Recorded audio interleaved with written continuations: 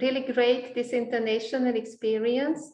So if I could speak Indonesian, I could read out how to say good luck.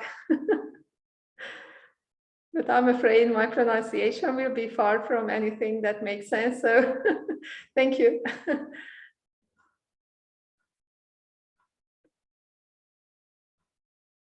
Yes, it would be nice. We have a couple more minutes until we start. But in the meantime, if you can just start communicating in the chat, maybe saying where you are from, country, town, city.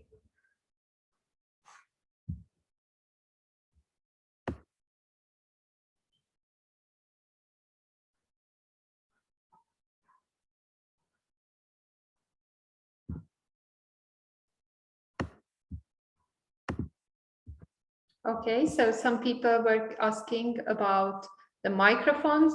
I would like to inform all the attendees that as there was a really big interest in our webinar, so over 100 people subscribed, we had to switch to webinar mode. Webinar mode in Zoom means that cameras and microphones are enabled only for the presenters.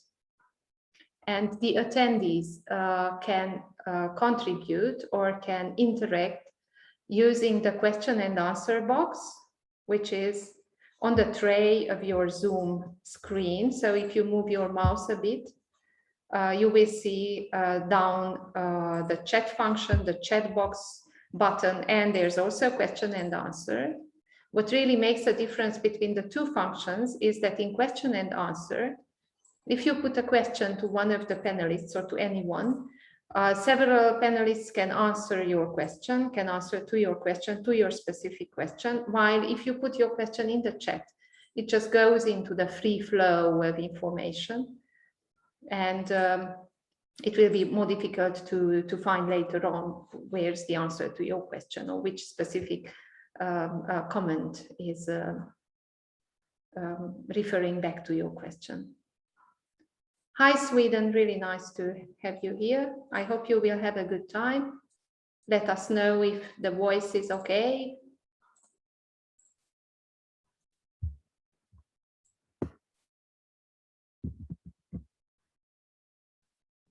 Kinga from Csíkszentkirály. Hello, Kinga. Szia.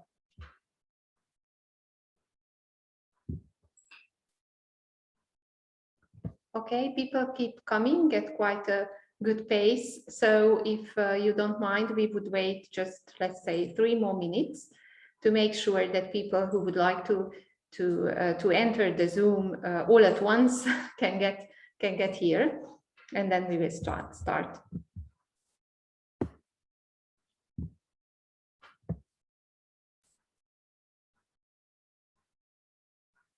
Hi, South Africa, really wonderful. And Transylvania, several participants from Transylvania, from Romania, Szatmár, üdvözöljük, Târgu-Mureș, nice to see you here. Philippines, really nice. Thank you for joining.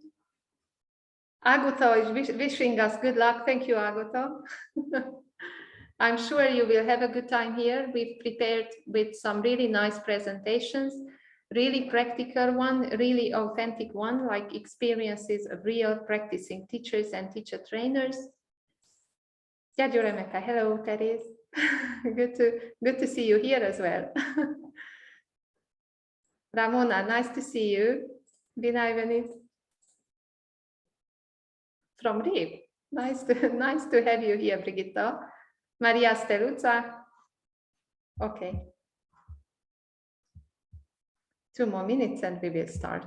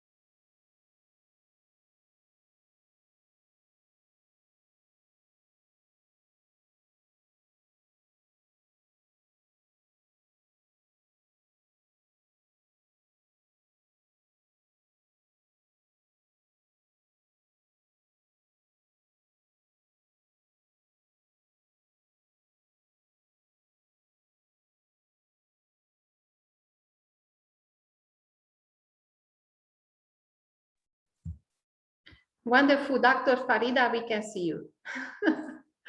You fixed your camera issue with a second phone or a second instrument, something.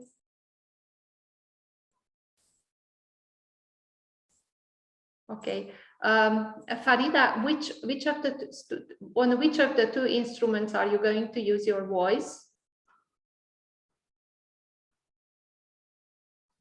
Because on your phone, your voice doesn't come over, but it was fine with the laptop. Okay, I think I will use the laptop. No, it's fine. Good, perfect. Thank you. Thanks a lot. Okay, so really glad to have so many participants here, and people still keep coming. I would like to say a warm welcome to all the participants and all the panelists on this webinar organized for teachers. The title of our webinar, as you well know it, is Experiences in Hybrid and Online Learning. And on this webinar, we are first of all looking for experiences regarding cooperation, assuring well-being, joint project work, and also in-service teacher training. I would like to say a warm welcome to all our panelists who come from the free ed project countries. So we will have with us Janika Leoste from Estonia. We already have here Farida Nurhasanah, who's a visiting lecturer and researcher at the University of Jyväskylä. András Ágnes from a high school from a nearby town, Székelyudvarhely. István Nemes from Nagyvárad. He's a teacher and also he's representing a teacher training center. Csilla Rusz from a general school in Nagyvárad. Katalin, Gál-Iankó and Krisztina Kolumbán, both general school teachers, and Martin Ulbrich from Austria, Linz, will also join us very soon. My name is Csilla Lazar. Csilla is my first name, so you can call me by this name. I'm going to be your host and moderator for this webinar. And I would like to welcome all of you on behalf of the Free Ed Erasmus Plus project and also on behalf of the Spektrum Educational Center, which is the consortium leader of the Free Ed project. I would like to inform the audience that the webinar is being recorded and we will share the recording with you after the webinar. And also that we are in a webinar mode. So for those who are not familiar with the Zoom setting, it means that as we have over 100 participants and we will feel really honored by this huge interest, therefore cameras and microphones for participants, for attendees, is disabled. Attendees can interact with our panelists, with our speakers today, using or the chat function of the Zoom, or if they have specific questions regarding the presentations, we kindly ask you to use the Q&A, so the question and answer function. You will find the question and answer button exactly where you found the chat button, so it's going to be on the tray. If you move your mouse a bit, it will show up on the bottom of your screen. Besides the question and answer and chat box, you will also have possibilities to interact with each other and with the presenters on some digital whiteboards. We prepared some Miro whiteboards for you. We have shared the links to these whiteboards already in the pre-webinar information emails. You can open those whiteboards from there, or you can open them from the chat. We will put these Miro links to the chat when it is appropriate. Now I would also like to introduce our team who helps us to coordinate this seminar. Katalin, Ferenc Salamon, and Erika both are assisting me with technical issues. And we have here among our panelists Alpár Ferenc Salamon, who's the leader, the director of the Teacher Training Center in our town, Miercureaciuk, and they are the co-organizers of the present webinar. And now I would like to express my gratitude for the whole Teacher Training Center and all part to you for joining us in this venture, and also for assuring the translation for those who wanted or who wished to get translation of the presentations into Hungarian or Romanian language. Thank you, Alpár, and I give you the microphone to say welcome to the participants. Thank you, Csilla. I will be very short. I am also respectfully greeting you on the behalf of Apáczari János Teacher Training Center from Harghita County, Romania. It's a tremendous honor to see you here in such a great attendance, and it's extremely honoring to have you as our participants and guests. I will be sharing with you some technical issues regarding the translation. I am in this minute posting in the chat function all the links for the Google Meet of the Google Meet links for where you can find all the translation on the languages that were announced, so from and to English, Romanian, and Hungarian. Also, if you have any problems regarding translation, you should insert some comments in the chat function, or in the Zoom, or in the Google Meet as well. We suggest you for a very good sound experience.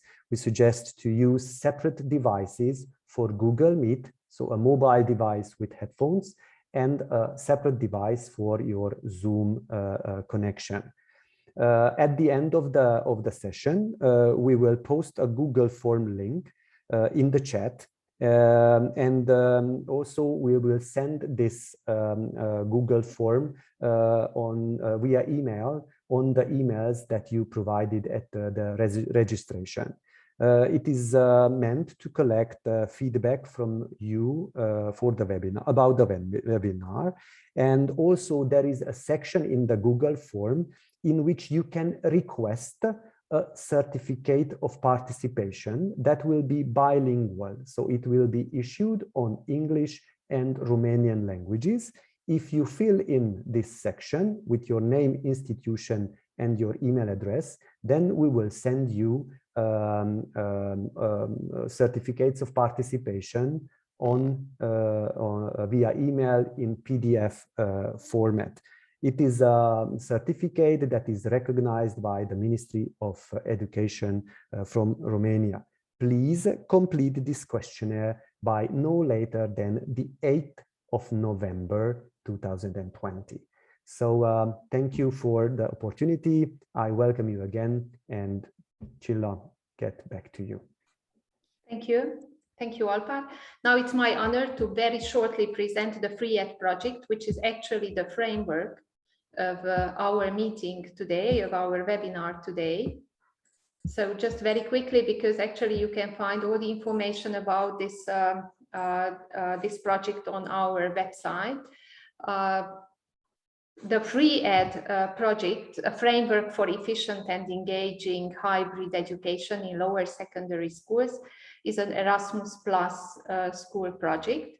And in fact, what do we mean by hybrid education? That would be the first question. We really had a hectic year, at least here in Romania. Teachers in Romania have experienced all kinds of possible and impossible ways of teaching. There were times when in certain schools, half of the children, in certain classes, half of the children were online. The other half were attending in the classroom. There were long periods of time when all the learners were online. There were some times when the children actually could attend school, but due to health reason, before vaccination was available, some teachers were able to teach only online. So we had all this big variety of ways of teaching, which was really such a challenge for our teachers.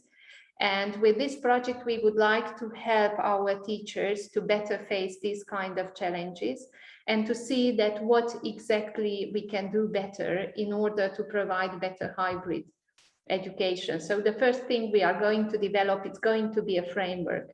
You can see here, I've put on my screen this document published by the European Commission in summer 2020, blended learning in education, which is kind of a recommendation for schools on how to get ready, how to become more resilient in this pandemic teaching time.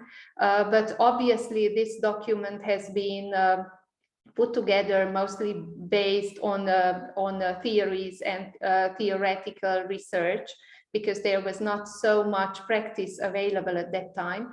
So we want to see how these theories and these recommendations can actually work in a school education context. So we are making interviews, focus group discussions with teachers, and we are going to summarize all these in a document that will be available January next year. Then we are organizing this series of webinars. This is the second one. There will be 5 webinars during the lifetime of the project. So starting from this March until 2023 February. This is the second webinar. The third one will take place or will happen in February 2022, and it's going to be hosted by one of our partners, the University of Jyväskylä in Finland. If you are interested, you should just go to our website and join the webinars. Then we are going to develop a training course in the topic of the project, so hybrid and blended learning.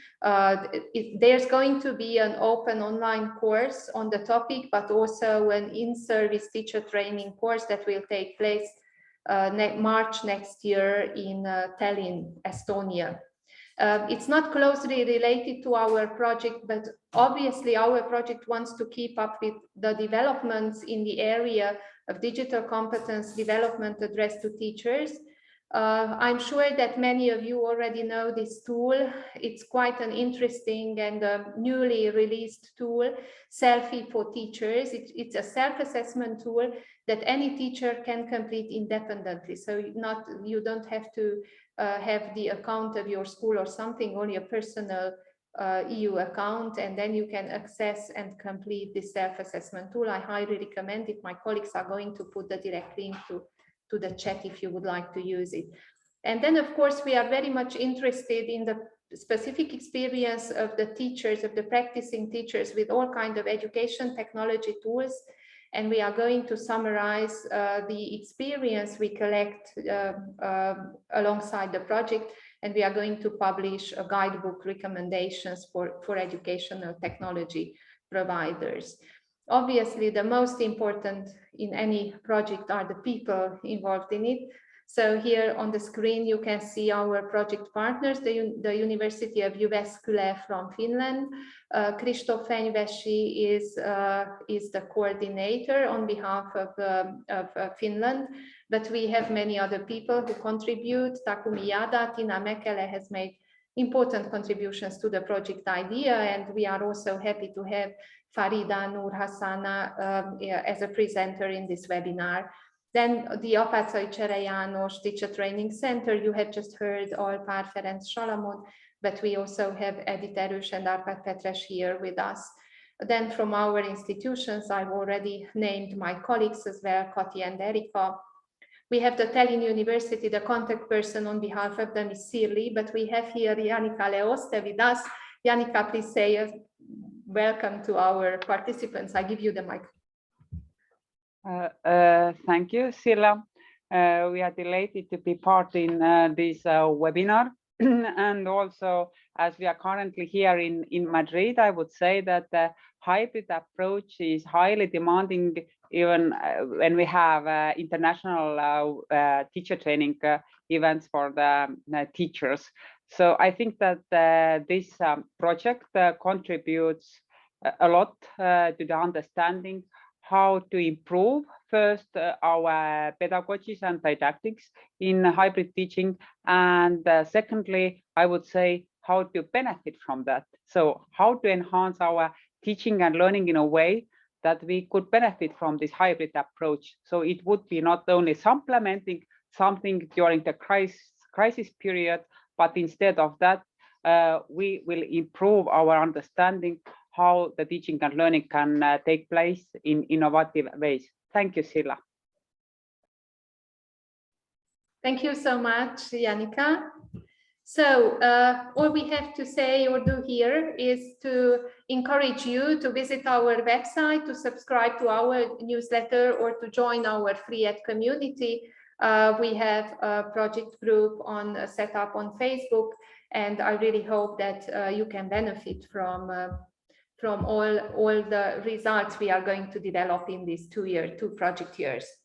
And now the first presentation is going to be made by Janika, but as she has just mentioned, she's in Madrid, so we were not quite really sure that she will be available to present. Therefore, she sent us a pre-recorded presentation.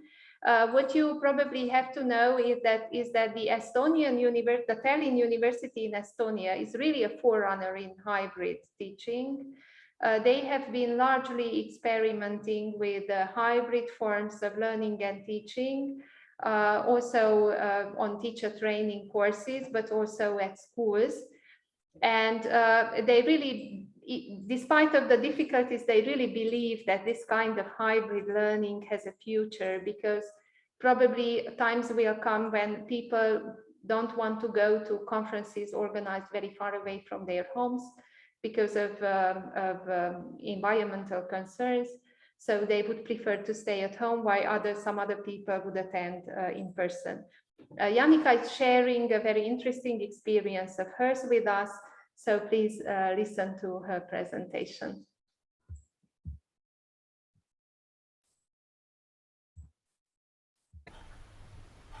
Hello, I'm Janika Leoste, an Educational Robotics Research Fellow and the In-Service Teacher Courses Lecturer at Tallinn University, Estonia. We all know by heart that there are teacher-centered and student-centered teaching practices. Of course, we should apply more student-centered active teaching methods where we embrace dialogue, active discussions, problem-solving, gamification, learning from others' experiences, group work, collaborative design thinking, and so on. There is no doubt that we all already apply it as much as it is possible, consider the volume of our curriculum or course plan during face-to-face teaching. Being experienced teachers, we also observe our learners and their body language and social climate at a learning space, at a classroom. We adapt our classroom activities and our attention spans based on what we see and feel. But what if solid classroom walls and direct spatial contact are no longer possible? What happens with our perception and experience when everything that is taking place in the classroom is divided between numerous personal spaces and it is mediated to us through different ICT tools? I would like to reflect to you the learning experience of a teacher who did not feel herself comfortable in my hybrid learning situation. I hope that this story encourages us all as teachers not to think about hybrid learning as only a teaching method, focusing on how to deliver our content and what type of equipment and apps we would need. We should analyze and reflect with our learners and colleagues about the learning atmosphere and learning experiences we can create to our learners when melting face-to-face and distance learning into one real-time learning event. At in-service teacher training courses that take place this fall, I am providing a flexible hybrid approach.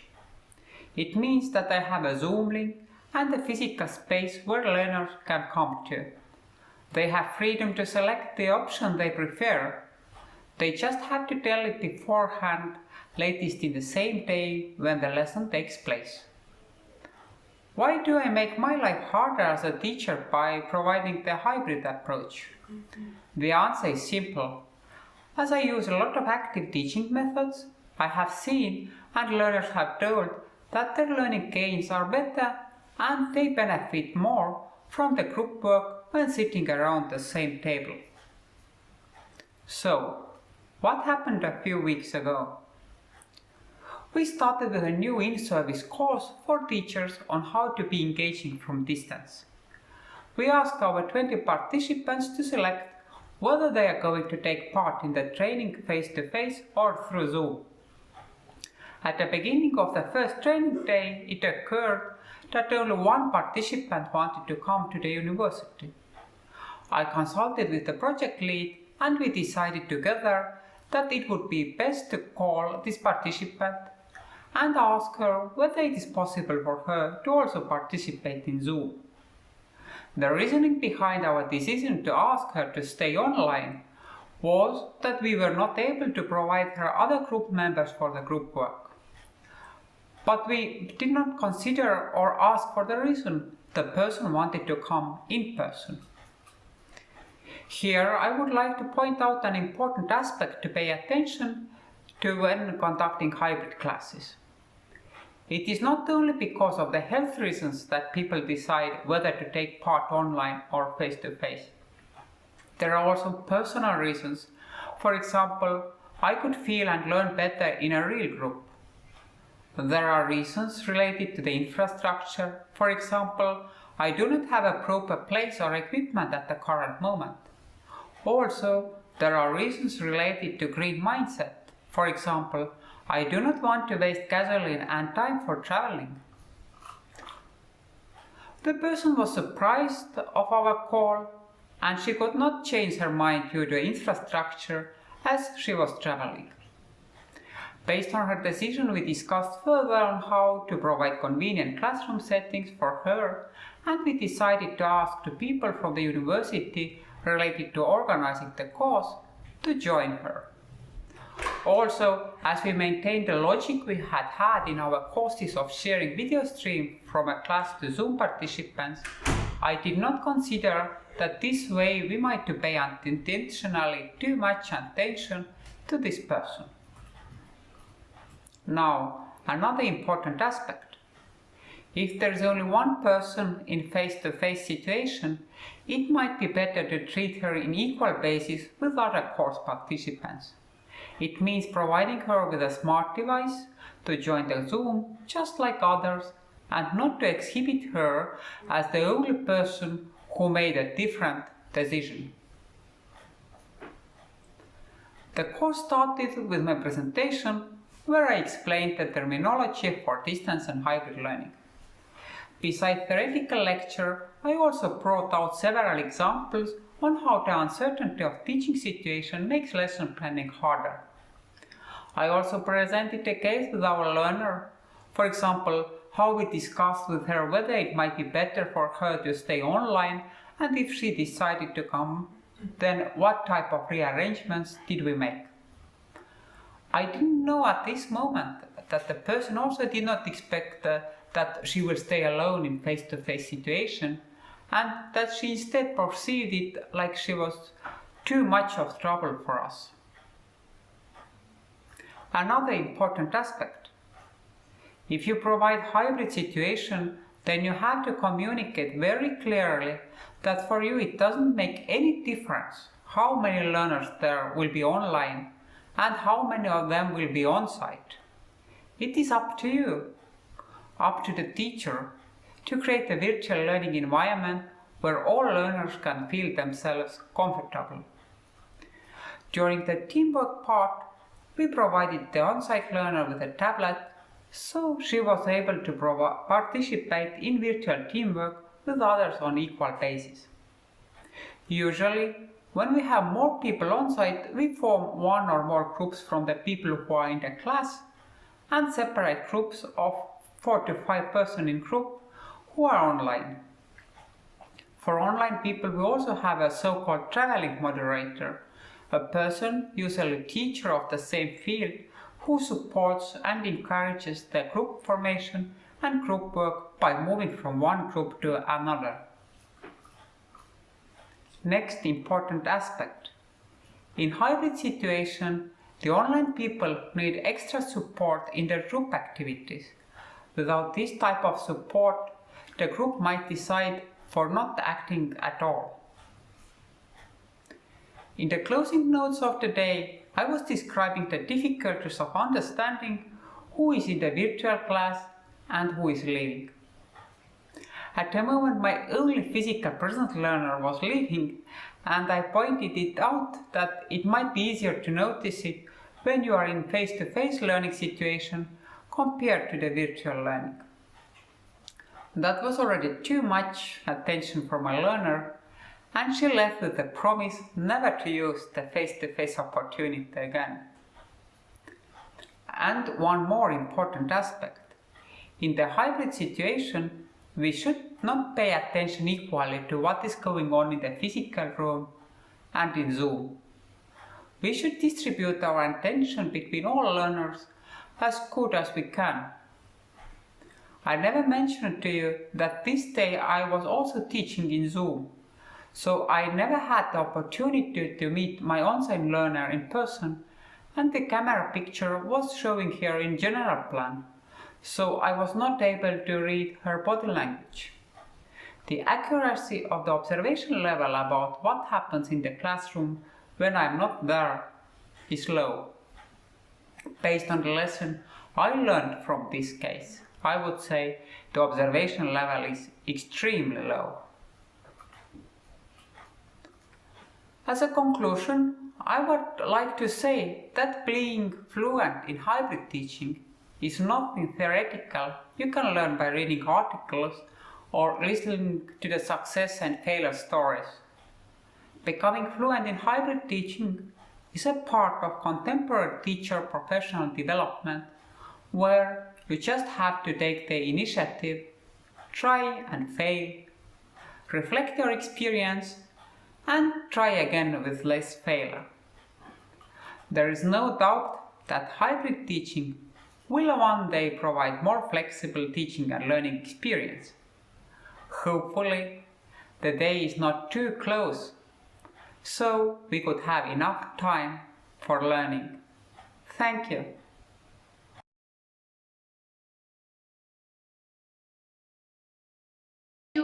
As you saw, Janika is here with us, so she's taking questions. Please use the question and answer function in Zoom to ask her questions about hybrid learning. Janika, I really liked this term used by you, fluency, or being fluent in hybrid learning, or even being fluent in online learning. How much try and fail it needs.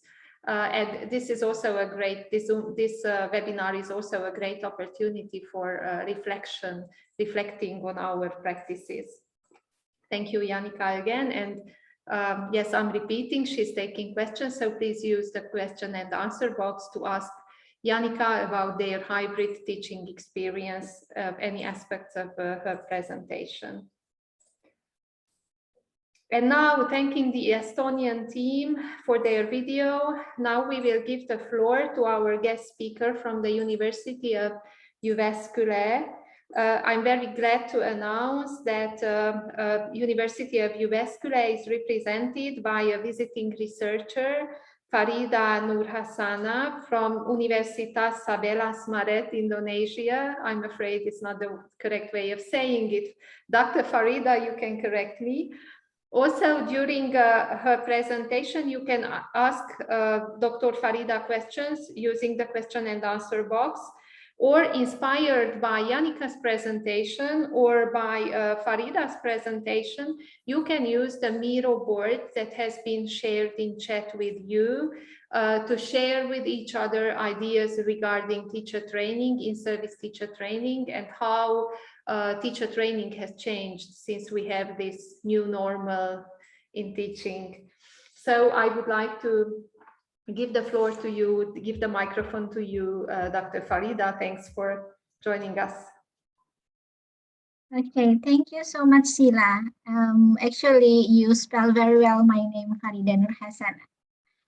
Dear everyone, it is an honor for me to be here, represented the University of Jyväskylä. But before I start, actually, I would like to introduce myself first. Actually, right now, I am a lecturer in Sabelas Maret University, Indonesia, And at the same time, I also Deputy Director for Program in CMU for Kitab in Mathematics, located in Yogyakarta, Indonesia. But right now I represent the University of Jyväskylä with a team of Dr. Christopher Nufesi in IDE research group here. And today I would like to share our experiences in collaboration with the University of Jyväskylä also in designing online and hybrid professional development program for supporting Southeast Asian mathematics teachers. So actually, CMU for Kitab in Mathematics, it is one of the CMU centers located in Indonesia. And CMU stands for Southeast Asian Minister of Education Organizations, which is consists of all Minister of Education from 11 Southeast Asian countries. And then these CMU regional centers actually have 26 local centers, and 7 are located in Indonesia. So CMU Regional Center for Kitab in Mathematics is 1 out of 7 which are located in Indonesia. And then mainly the CMU Regional Center for Quality Improvement of Teachers and Educational Personnel in Mathematics, we provide teachers professional development programs for mathematics teachers and teachers who are teach mathematics, because not only mathematics teachers, in Southeast Asian countries. And we have the motto is learning mathematics joyfully and meaningfully. We know that even before the pandemic situation hit us, teaching mathematics something very, very challenging, especially related to how we create the engagement. But then when the pandemic COVID-19 hit, it's become much more challenging, I think. Basically, our centers, we have some different teachers professional development programs, and then our main programs consist of regular courses for the teachers. We usually conduct 5 regular courses, in a year, 5 regular courses, and then we have around 8 themes related that deliver into the regular courses. But every year we only pick 5 out of 8 of the themes. For example, in the year of 2020, we were focused on the integrating ICT in mathematics educations, and then also STEAM, and then also the differentiated instructions in mathematics and realistic mathematics educations.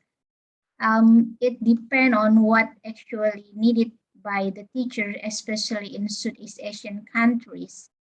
But besides these regular courses, we also conduct the in-country courses.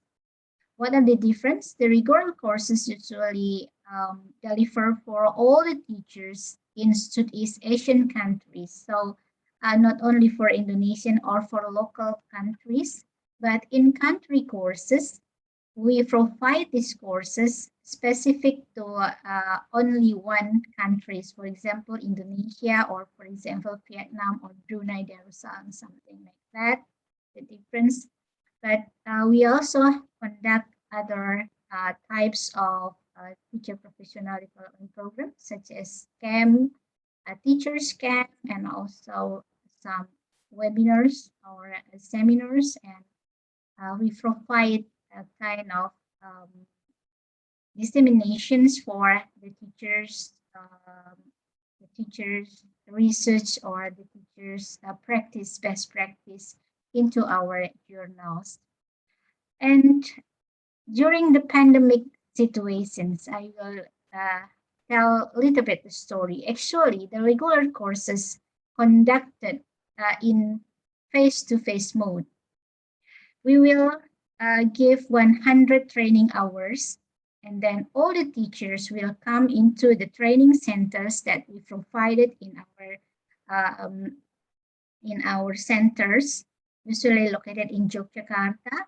And for about 2 weeks long, we divided the training into 3 parts. The first part is about training itself by all facilitators. Some facilitators also invited from overseas, not only from our centers, but our centers also have the training staffs and the specialists who also give the training to the participants. And then after the training, and then the teachers need to develop their lesson plan, and then after they develop their lessons, then they need to do micro teaching to improve their teachings. And then after the micro teachings, they also need to conduct the real teaching into the real school. So during the 2 weeks, this is the curriculum of the regular courses. So when the pandemic hit us together, I mean, in all the world, our center really faced a very challenging situation, of course. And then we need to move. There are two consideration at a time. The first one is about what material that we need to provide in order to support the teachers in Southeast Asian countries so that they can deliver the teaching during this difficult situation. And then the second one also, how we design our training process. And it's a quite long journey actually. The first schemes that we provided, this is a kind of trial. We tried to do the online course. What we used at the time, the first online course, we use only Zoom and Moodle. We use only Zoom and Moodles, and then 100 training hours we divided into 18 days. So we divided into 18 days. But then after the training was over, we also review, and then we try to get the feedback from the teachers, of course, from the participants. It means that actually the teachers seems the training sessions is too long for 18 days. And then after that, after two themes, in Joyful Learning are also integrating ICT. After the 2 regular courses, we then change. We conduct the 100-hour training sessions, still via Zoom and LMS Moodle, but we cut into 16 days. And then we did any kind of evaluations always, and getting the feedback from the teachers and participants. So it seems still not quite effective. Then we try to reconstruct again our training, online training mode, by the 50 hours via Zoom and 50 hours via Google Classrooms. Usually the previous one, there are 100 hours on Zoom all the time. And then we try to create, to design the new regular courses, online regular courses, by 50 hours via Zoom and then 50 hours via Google Classroom, and then we only conduct in 10 days. And this scheme still we still use this the last schemes of regular courses. So this is for the online mode. And this is some of the examples how our training conduct the online courses. Even though we conduct using the Zoom via Zoom, but the teachers also need to do a hands-on activity, and then they have to show the result into this picture. You can see when they did some activities. and then didn't show us. And another thing is that we demanded the teachers should open their video during the Zoom sessions in all our online sessions, online mode. And this is the examples how we conduct the STEM educations, one of the themes. And this is when the teachers conducted the real teachings after developed the STEM lessons. They need to conduct also the real teaching, and the real teaching also conducted in online mode. So for the online course, we also consider about what actually we need to deliver. I mean, the content of the training itself, especially related to the integrating ICT in mathematics education. We then redesign again what application that we need to give to the teachers to support them in order to can teach in remote teachings during this pandemic. So we prefer to give some applications just like GeoGebra, and then we introduce Desmos, so games for mathematics teachings, and then digital mathematics environments, and simple programming and coding in mathematics educations, learning management system, assessment in mathematics learning using ICTs. And we can say that some of the results, especially before we conduct all the training session, we also did kind of a survey. And most of the, I can say that from 2020 until 2021, there are different results based on our survey. On 2020, most of our participants, they still face many difficulties, especially related to the use of learning management systems.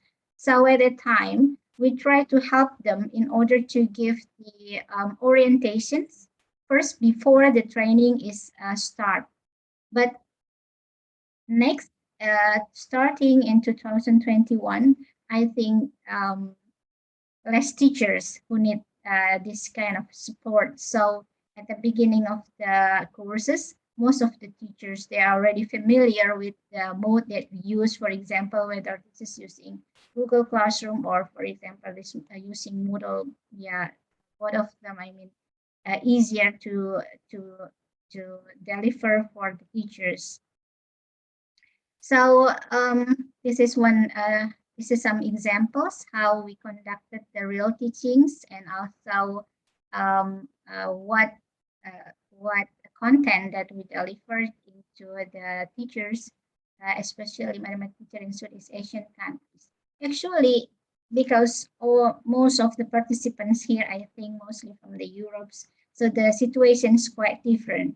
In Southeast Asian countries, the disparities and the variety of the condition between regions, between countries is quite, the difference quite big. So this is one of the challenges in order to deliver what kind of the content that we can give to the teachers, because in different countries, they need different support, and they have also different characteristics. So this is quite challenging in creating the curriculum for the training. And in the second type of our teacher professional development program is about in-country course activities. And this one, actually, we have to adjust the type of our training. Just like Janika told that the hybrid one, we also conduct this one. So for the in-country course, it is really depend on the situation of the regions that we will conduct the training. For example, some of the regions, they are already in the green zone during the pandemic, and then we can do a face-to-face training session. For example, like in this one, they say this is our face-to-face, but you can see that the regulations here, everyone use mask, and then the face mask also, and then we need to isolate the participants in one place for a week. They need to have a COVID test first before they join the training. And then after they join the training, before they come home, they also have to do the COVID test. And all the sessions here conducted using face-to-face. All the facilitators and also all the participants here. But we also have different types of in-country courses, the online in-country courses. If the situation is not allow us to do the hybrid or to do the face-to-face, then we need to do full online in-country courses, just like the previous one. Usually we will prefer what kind of learning management system that we will use, or what kind of virtual meetings that we will use during the sessions, this for the online sessions. And for the hybrid one, this is, I think, quite interesting, because we have quite variative experiences during the hybrid. Okay, this is one of the hybrid examples that we conducted. This is a STEM. This is a STEM camp. Okay? A STEM camp. And how we conduct the STEM camp, we isolate the participants in one place. Yeah. Also, some of local facilitator have to come into this place. But then we also invited facilitator from the University of Jyväskylä, Dr. Krisztina Nurhasanah, to be one of our facilitator in this workshop, in this STEM camp. And then the activities that lead by the Dr. Krisztina from Jyväskylä conducted in the place where the training are held, I mean, in the location held by the local facilitators. So when they build this sphere using papers and also tape, then Dr. Krisztina Nurhasanah gave his talk from the Finland, of course. This is our first type of hybrid TPD programs. Okay, but we also have different kind of hybrid TPD programs. This is also the one that we conducted. So we have two type of participants. The first one, the participant who attend into our classroom, and the other participants are on the Zoom line, just like Janika talked about the hybrid just now. And the facilitator also both. We use facilitator in online form and also in face-to-face in this room. So this is what we conducted. How and why? I mean, because the regulation about the COVID-19. So we may not have more than 30 persons in one room. So we need to consider about this one, and then we need to solve how to cope with the situations. Then we switch. The first day, 15 teachers will come here, and the other 15 from the Zoom. And the second day, so the one which are in the Zoom, they can come into the classroom, and this the person who in this classroom, they join through the Zoom. So this is the type of the hybrid that we also conducted. And the result, and which one actually are preferenced by the teachers or the participants, this is also very important. Of course, I can say that actually we need to create some flexible type of teachers professional development programs, because the conditions of the situation and the characteristics of every type of teachers training are a little bit different. So it's depend on the region, depend on the how many participants that we will conduct. Then we need to make a kind of adjustment. So I can say that which one is better or which one is best. There is, I think, all the types of teacher professional development programs that we conducted, they are best in their situations. So it's depend on what the situation. We can say even though after the pandemic is over, probably people will have a preference more in hybrid. It's not always like that. I mean, it's really depend on the situations. In the situation where the training can be conducted and the characteristic of the participants also. This is very important and become our considerations, because in some parts, for example, in country courses, in some regions of countries, in Southeast Asian countries, the internet connections not quite good. So I think online mode will not suitable for them. But on the other hand, also in some big cities, I think the online or the hybrid will be much more better for them. So this is very specific to the conditions and the characteristics of every regions. We also conduct a workshop for the STEM city and doing a peer teachings here. Some of the this is the other types of our teacher professional development programs, and the teachers here, beside designing the module, they also conducted implementations into their classrooms, and then after that they gave report how the implementation process in their classrooms. And then this is some of the examples how the remote learnings of the real teaching. Actually, we conducted the real teachings using Desmos. This is one of the applications that we introduced to them. And another things that we also demand from the teachers after the training sessions are teachers need to disseminate, need to doing a dissemination in with their peers after the training sessions. And the last one, this is some of the workshops that we conducted. So so far during the pandemic situations, we already carried out some of the themes here, just like a mathematics teaching age, GeoGebra, and so on.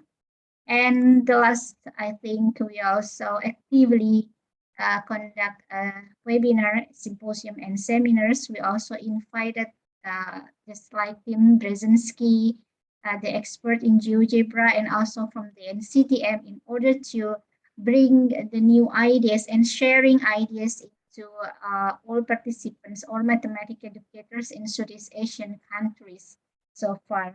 So I think in the conclusions, I would say I would like to say that actually the training, the teachers' training development programs, professional development programs, what type that we will use, it's very flexible and depend on the situation. So we cannot say which one is the best, but the best is of course the one who fit with the situation at the time. So that's all from me. Thank you very much. Terima kasih. Thank you so much, Dr. Farida. Yes, it's some really interesting questions, not only the country specificities, but we all know that observing lessons and conducting lessons is part of any pre-service teacher training program. But I kind of doubt that even the best universities in the world asked their teacher trainees to do such online training. So now it is the task of in-service teacher training to really help to guide teachers on how to provide online or hybrid education. My colleagues have again shared this Miro whiteboard, where you can add your ideas regarding the new challenges and new requirements and how we respond to challenges in the area of teacher training, pre-service or even in-service teacher training. Thank you so much. Questions are welcome, obviously. Please ask the question and answer box. We will come back with the answers at the end of the webinar when there's a panelist discussion. So thank you for the question. Farida will answer your question during the panel discussion at the end of the webinar. Our next presenter is András Ágnes. She's from Romania. And hereby, I would like to thank special thanks to all these Romanian, Transylvanian panelists, teachers, all practicing teachers and all great pedagogues, really devoted to impactful and engaging education, regardless of the actual education context, online, hybrid, or in class. Our teachers might not be as used to speaking to large international events and audiences as our partners from universities. So we are especially grateful to you that you took the challenge and you will share your recent professional experience with our international audience. Thank you a lot. The microphone is yours, Ágnes. Good afternoon. Can you hear me well? Perfectly, thank you. Okay, so good afternoon again, everybody, and I hope you're enjoying this early November afternoon in the virtual company of so many teachers from so many different places. My name is Ágnes András, and I'm a teacher at the high school. It's called Tamási Áron High School in Székelyudvarhely. Odorhelyű is the official Romanian name if you want to look it up on a map. And as a teacher of English, I was asked to share my own experiences and my ideas about how this online teaching experience can teach us, how it can be integrated in our old-fashioned regular style of teaching.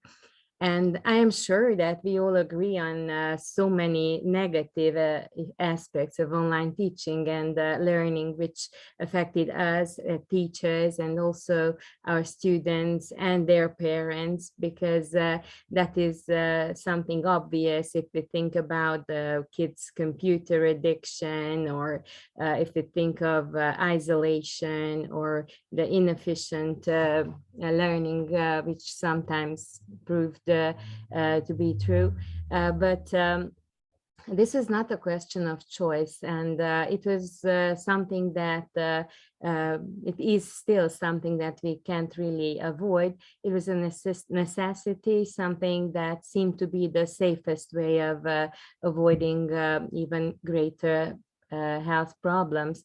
So it will probably take time until scholars and smart people will decide whether this was good or bad solution in the situation. But something that is for sure, and that's what I actually focus my presentation on, as you can see in the motto of my title. I shared my presentation with you. So keep the best and get rid of the rest. I'm sure that we can always focus on the positive side, on the bright things, that still everything, even the very negative experiences, have something to be something positive about them, and we should focus on them. So I'm sure that we all learned a lot of good things from this online experience, and I outlined only a few positive aspects of my own online teaching experience, and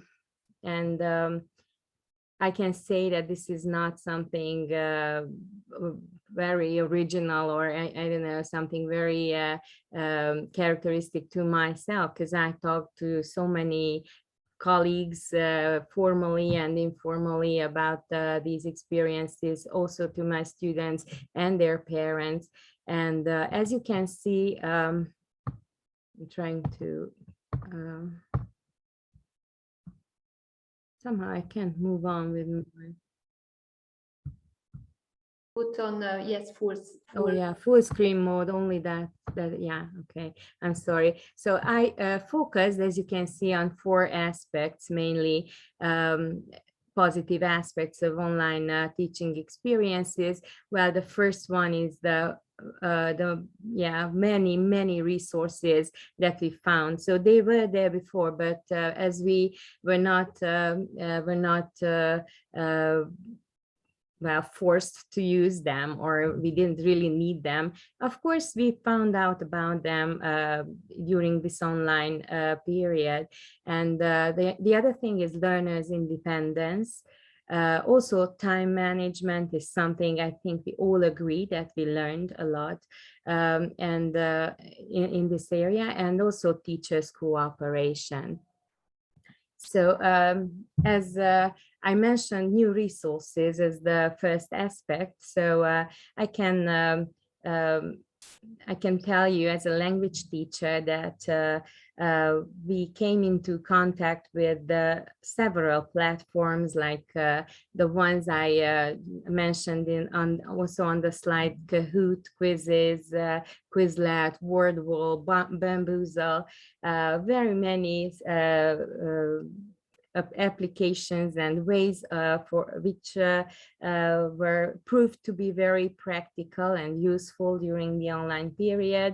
And as they are playful and enjoyed by our students, youngers and older ones, they are easy to prepare for. They're easy to be used, and they're also fun. It would be really silly to forget about them. And I can tell you that as we return to real face-to-face school in September, my students actually requested it so I integrated these platforms, using these tools into my regular face-to-face lessons, and they became organic parts of my teaching experience. So of course, sometimes parents ask a question, a recurrent question, whether we should allow kids to use their phones during the classes.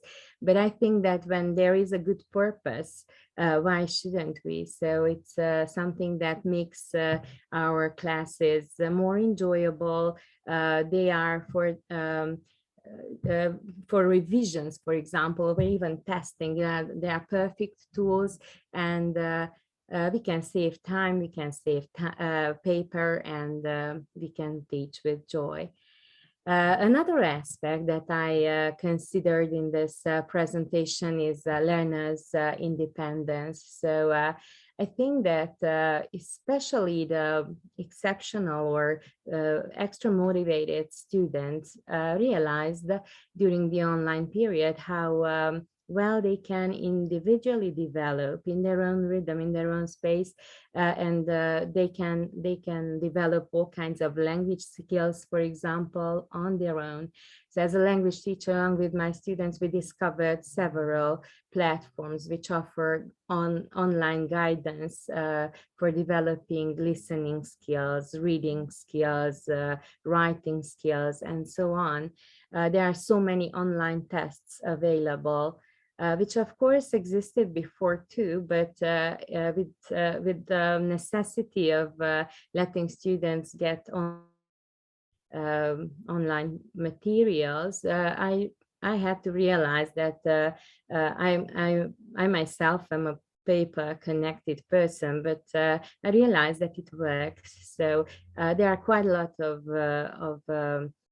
positive aspects, benefits that we can focus on, like flexibility, adaptability, choice, a great variety of choice. So I think that this is obvious that individual development is one of the gains of this online period. And I think that through the Google Classroom, for example, we can keep this. And even if we go back to normal teaching, normal learning, students, especially the very talented and motivated students, can be encouraged and should be encouraged to work in their individual pace. The third positive aspect I focused on in this presentation is is time management. So there are so many online teaching devices which offer this feature of setting time limits. And I realized that it also taught me as a teacher to be more organized and systematic. And so it is helpful for the teachers. But it was also very helpful for my students to learn a better time management than they possessed before. So Google Classroom, for example, is what we used in my school in the online period, and with its features like reminding students to do their homework before the deadline, and to respect deadlines, to fit into the time frames.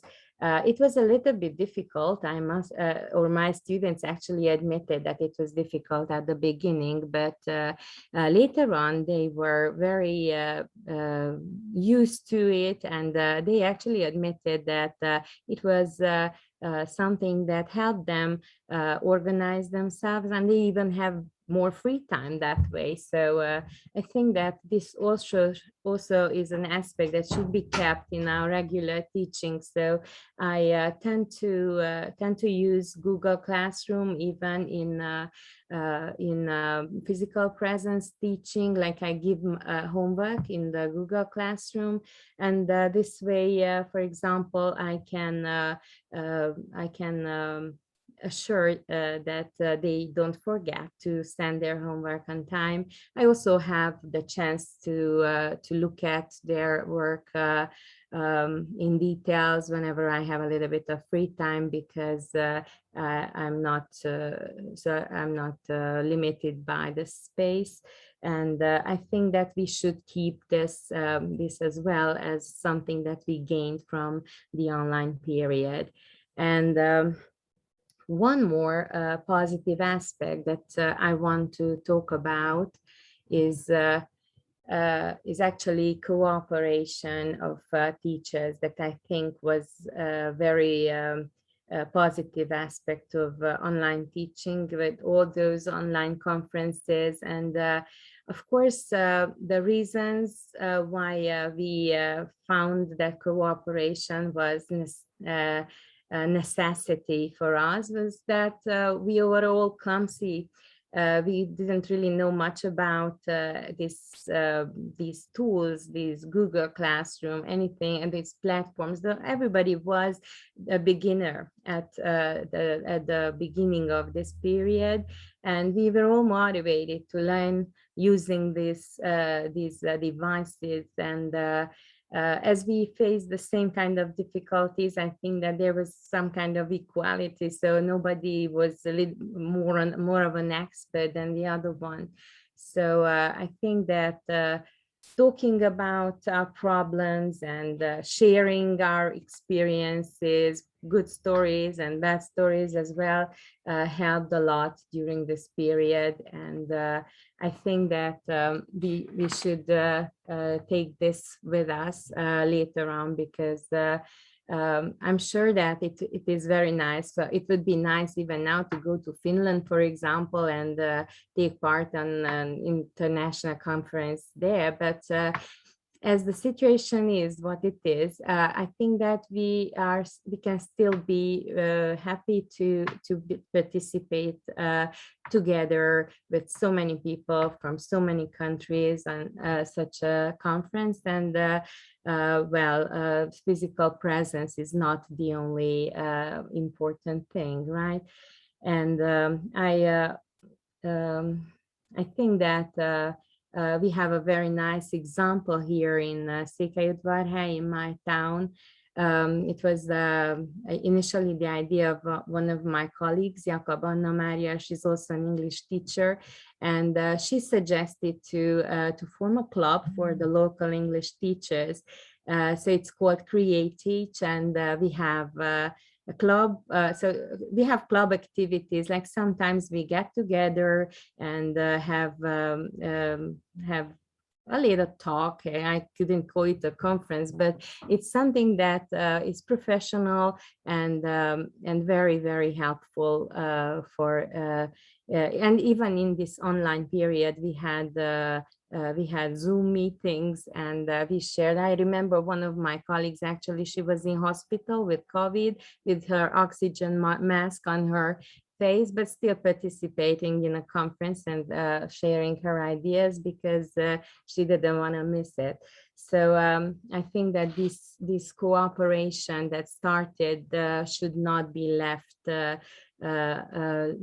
or should not be forgotten about, because I think that this is fruitful for everyone. I remember that last year this Arpácai Educational Center, Teacher Training Center, had this initiative of competition, like teachers had to share, or were given a chance to share their best experiences, videos, and they could win the competition, like some nice rewards were given. And I also participated, and one of the rewards was to participate on a summer course at Sovata with the topic of digital education. And that's where I actually got in touch with the organizers of this conference. So I wouldn't be here if that had not happened. So thank you for it. And I think that we can all we have all learned the same things during this period. So just a quick reminder. So we should apply our new knowledge. We should encourage our students to become more independent. We should keep and enhance the time management skills that we learned during digital education. And we should keep in touch and communicate. So thank you for your attention.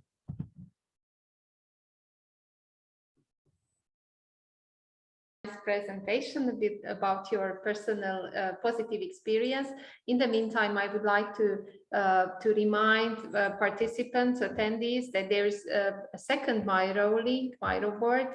My colleagues have posted it in the chat flow, which is about positive online experiences. So if you would like to share your the positive side of your online or hybrid teaching experience, or you would just like to see what other teachers enjoyed about it or kept from it, you can visit that Miro board, and you can also contribute yourself. Thank you.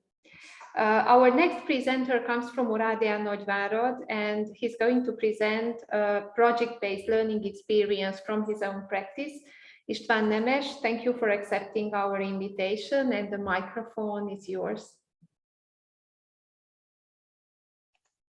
Thank you for the invitation. Hi, everybody. I will share my screen now. I hope everybody can see it. Okay, full screen mode. And we can begin. So my name is István Nemes, and I'm a teacher trainer at the Hungarian Teacher Training Center in Oradea. And at the same time, and at the same place, I teach religion, Catholic religion, in the St. László Catholic High School. This is a denominational high school in Oradea.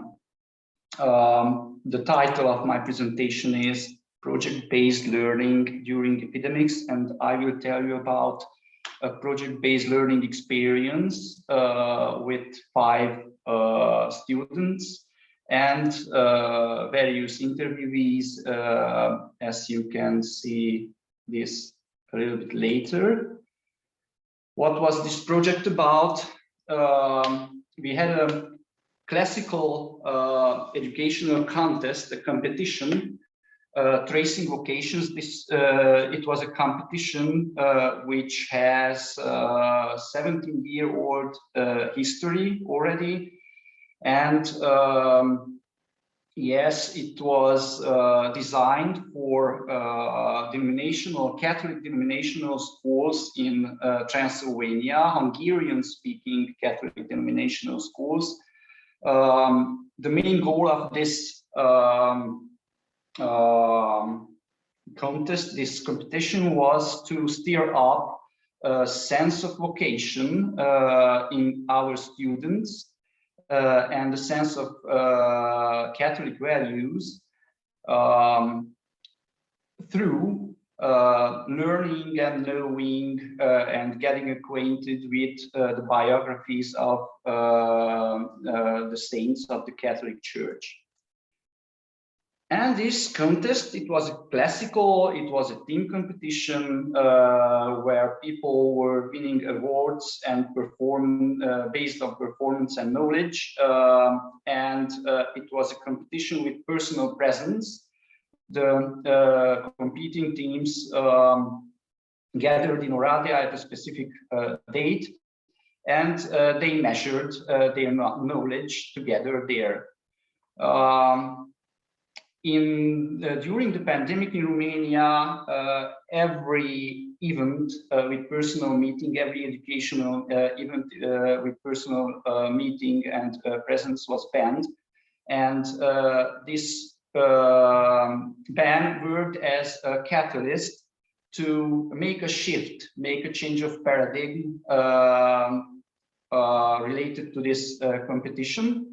So the organizing board decided to transform it into a project-based learning event where teams were meeting online, where well, it was also a question of principles because running for awards and positions doesn't too much match with Christian values. And they decided to transform it from a contest, from a competition, into an event where every team has to be awarded with not with a prize, but with a title, a best of title. So the main goal was to highlight the thing in which they were the best with their products. And of course, the online presence I told already about. Okay. And how the new framework looked like. I will tell you now a little bit about the assignments. Four biographies of saints, of four saints, four holy persons were chosen in 2021. They all had an anniversary in 2021, and four categories of creations, four kinds of products were defined. Every one of them was compulsory. Yes. The first kind of product was a so-called small project. It could be a video, a presentation with soundtrack, a Facebook page, a virtual exhibition, an issue of an online newspaper. The second product should be a literary or musical artwork inspired by one of the saints. The third product, a fragment from a contemporary radio or TV newscast. And the fourth product, it was a meditation on the life and spirituality of a chosen saint, or the spirituality or charisma of a religious order, because almost all of them were founders of religious orders, and the products could freely be associated to any of the saints. Let's see the personalities now. Saint Joseph, the nursing father of Jesus Christ, as 2021 is a year of Saint Joseph. Pope Francis declared it a year of Saint Joseph. Saint Joseph of Calazans, Blessed Eusebius of Hungary, and Saint Norbert of Xanten. I will tell you not about the anniversaries now. And let's see the process of the work we did. So we have chosen this kind of implementing a project, these steps. The know-how came from the Spektrum Educational Center from Csilla, which had a course on the summer of 2020. for religion teachers, and we learned there how an online digital project should be done. I will highlight here the translations of the steps, because everything is in Hungarian. So the first step is recruiting a team, choosing a topic, establishing what we already know, formulating questions, brainstorming, and research. These three are interchangeable. And then planning the work and the allocation of tasks.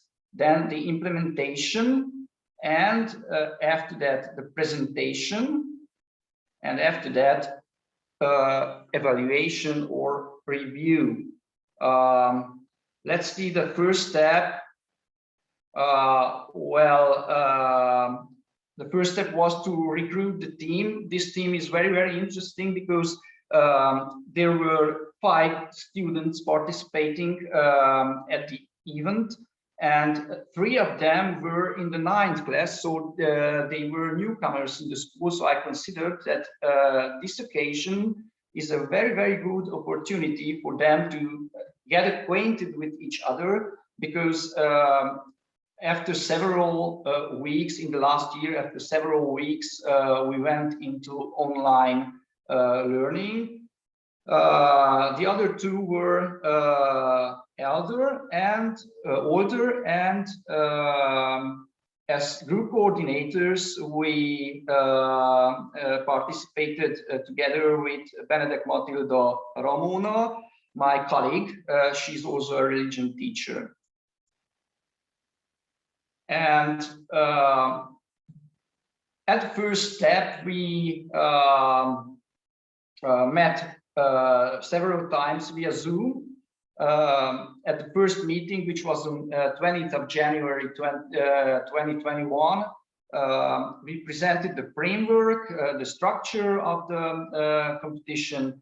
Then we led the children to formulate their questions about tasks. Then we did a brainstorming where they associated very, very quickly the saints with the tasks, and they established what kind of products should we do. So as small project, we decided to make a documentary on the Premonstration order in Oradea. They had 700 years old presence in Oradea. And they had the first convent in Hungary, actually in medieval Hungary. They established the first convent in Oradea. So the literary artwork, poem on Saint Joseph, we decided to do a meditation on the spirituality of Saint Joseph of Calazans. In the last day, turned out that it was a video, because Krisztina, who assumed to make this meditation, didn't know what kind of product to create.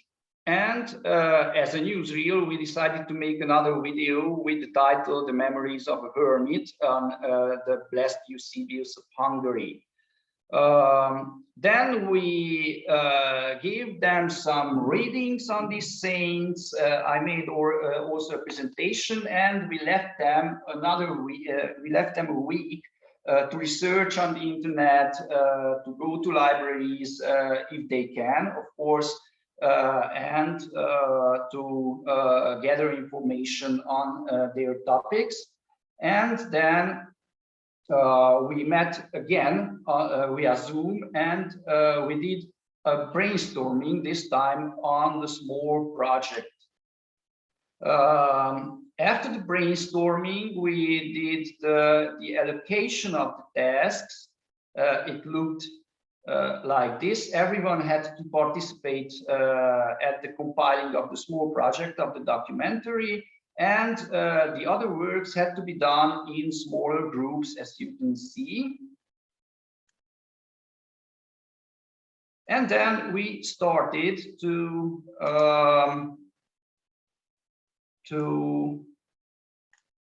implement, to create.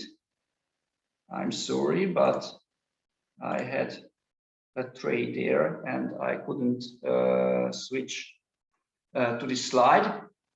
So in another Zoom meeting, we decided to interview 3 personalities with ties to the premonstratension order: the abbot Anselm Fejes from Oradea, an alumnus of the former premonstratension high school in Oradea, which was confiscated by the communists in 1948, and a historian who is also an archaeologist who found and excavated the site of the first premonstratension convent in Oradea. The children compiled the questions for the interviews. In the meantime, we organized the appointments with the interviewees. We did it on the same day. So this was a blended learning experience, actually, because we had to meet personally several times. And at the end of that day, we had circa 8.5 hours of footages, a very long interview with the abbot Anselm Fejes, more than 3 hours, and then 2 more another hours, and cuts and everything. So altogether 8 hours of filming. Then we had to deal with technical issues because we couldn't meet another time in personal presence, personally. And we had to solve the problem of the access to the common data. So we decided to open a Google account and to upload there the images. And children had to learn how to manage Google Drive, how to edit, how to upload, and how to download things there or from there.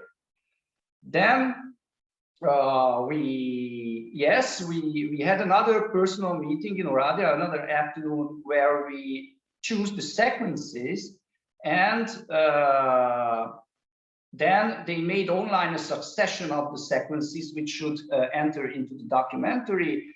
And then Christian, who was our technical professional, made the cutting, the editing, and the montage. And I will show you now less than a minute from this product, the documentary, which won the title of the most original documentary of the event. I hope it will work. Excuse me, I have to share the sound. Okay, it's done. And now,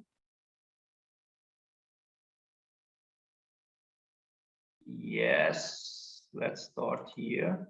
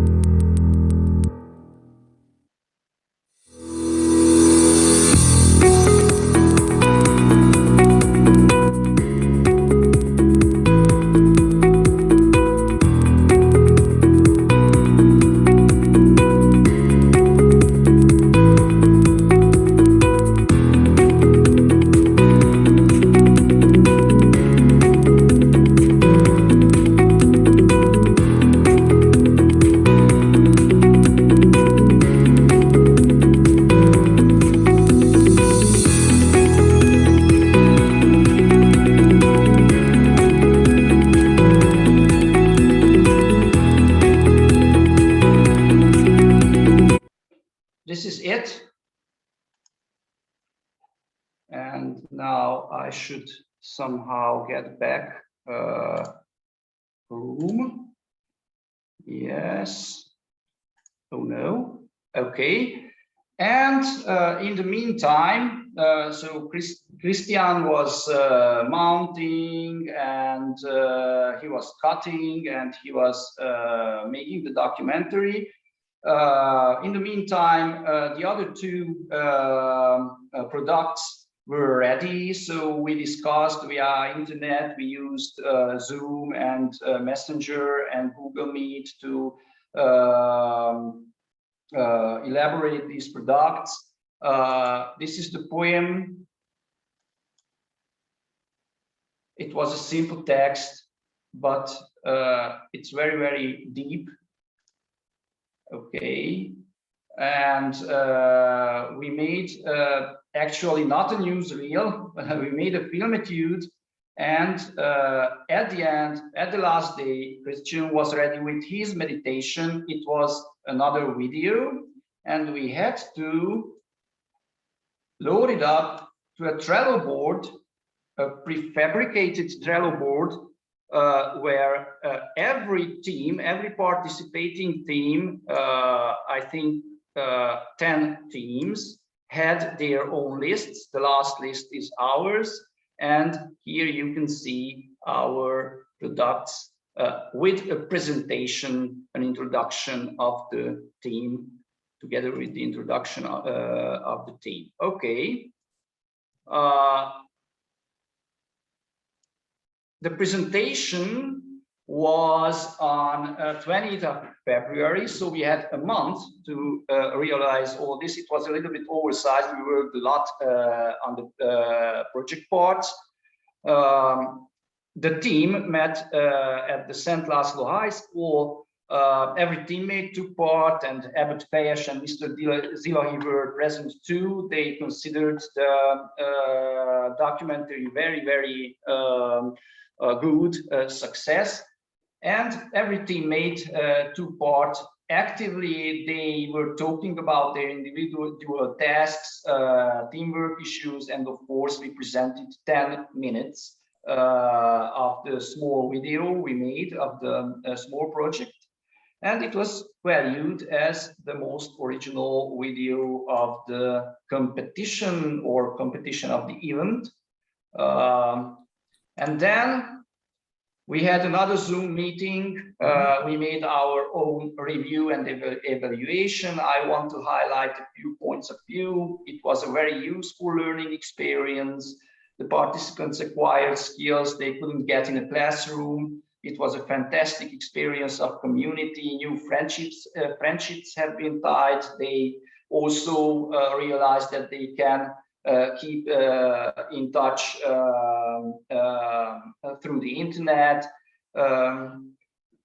They can help each other in learning or in personal issues. They said that maybe we should do it again, and maybe we should found a school studio, which is a wonderful idea. I will get it, receive it as a challenge for me. Thank you for your attention.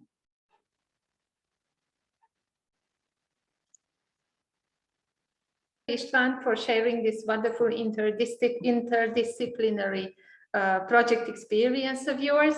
And now the next presentation is going to be about drama pedagogy. I can really imagine that it's quite hard to think about drama pedagogy as a valid method in the cyberspace, so in online teaching. Csilla Rusz is a primary school teacher and one of the most acknowledged experts in drama pedagogy in Romania. She will now share her experience in how she tried to take the most out of drama activities during the very long online teaching periods we all had in Romania last year.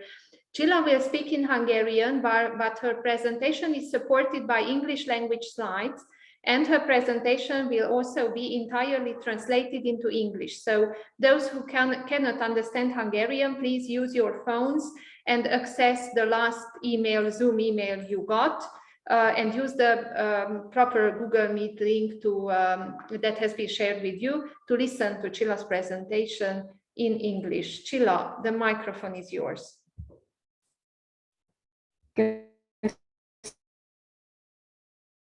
Köszönöm szépen, szeretettel üdvözlök mindenkit, és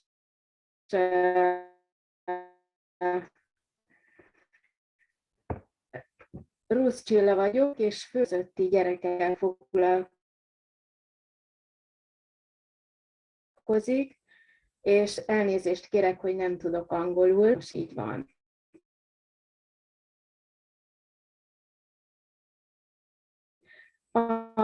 Az előadásom címe, és most megpróbálom kinagyítani, mert az elő nem sikerült. Igen. Látszik és látszik. Egy éves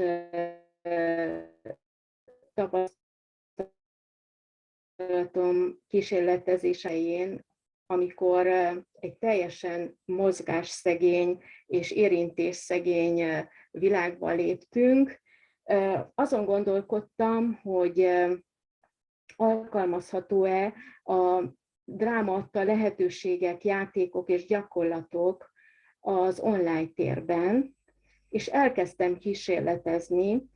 Sajnáltam azt is, hogy a gyerekeim, a tanítványaim eddigi drámás ismeretei, képességei és készségei feledésbe merüljenek, és egyszerűen stagnáljanak, és megpróbáltam olyan feladatokat kipróbálni, amit majd megosztok veletek is, hogy ami felszínre hozza azokat a drámás készségeket, amiket már a gyerekek elsajátítottak. Az egyéves tapasztalatom azt jelzi, hogy végül is az online tér óriási lehetőségek terepévé is válhat. Én nagyon-nagyon egyszerű dolgokra gondolok, mert 6-11 éves gyerekekről van szó, tehát bármi történik, valószínű szülői felügyelettel történik, és nincs más eszközünk, maximum egy laptop és egy telefon. Tehát, hogy ebből induljunk ki. A drámát és az online oktatást próbáltam összehasonlítani, és nem akadémikus magyarázatokat kerestem, hanem nagyon is életszagúakat, és ezeket osztanám meg. A drámapedagógia ugye ritkán, szinte egyáltalán nincs benne önálló tevékenység, hiszen csoporttevékenységre épül, míg az online oktatásban a gyerek nagy önállóságra van utalva, maximum a szülő segíthet, vagy a nagyobb testvér a kicsi gyereken, de önállóan kell boldoguljon.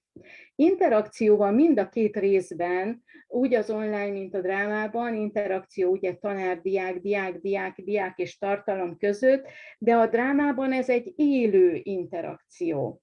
A kapcsolat közvetlensége jellemzi a drámát, és az online térben véleményem szerint a közvetlenség érzetét kelti az online. Tehát, és itt a közvetlenség érzetére arra gondolok, hogy például bekerülök a gyereknek az intim szférájába, esetleg látom a konyháját, vagy a szobáját, hogyha nem mentem el családlátogatni hozzá. A drámának az alapja a személyiségfejlesztés, az érzelmi nevelés és a közösségfejlesztés. Az érzelmi nevelés az egyik fontos célja. Képernyőn keresztül érzelmet fejleszteni, ez számomra is kérdés még mindig. Bármit mondok, nem kell velem egyetérteni. Szeretném a pozitív hozadékát is megmutatni az online oktatásnak, viszont nem tudok elvonatkoztatni attól, hogy egy 6-11 éves gyerek nem ülhet képernyő előtt naphosszat, hiszen akkor szembe köphetjük magunkat, mert ellentmondunk mindazzal, amit évtizedeken keresztül mondtunk, hogy óvakodjunk a képernyő előtti hosszas üldögéléstől. Ezért is mondom, hogy az érzelmi nevelés, hogy hogyan hat egy mese élő jelenlétkor, és hogyan hat, hogyha képernyőn keresztül. Én most nem a filmre és a rajzfilmre gondolok, hanem amikor a pedagógus képernyőn keresztül mesél.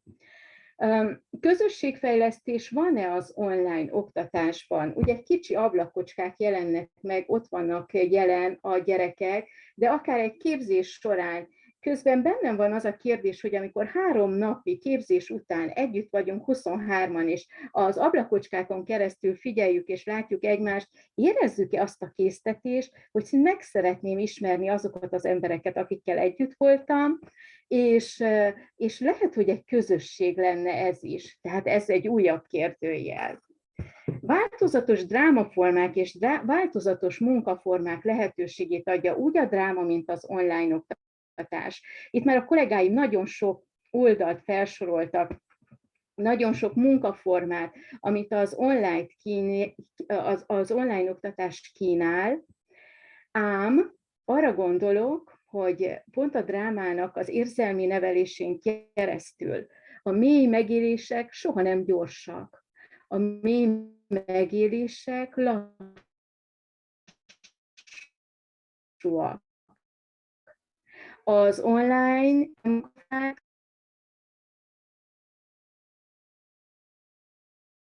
gyors kvízek, állandóan pattogtatunk, állandóan sokkal gyorsaság, képváltások, gyors képváltások történnek.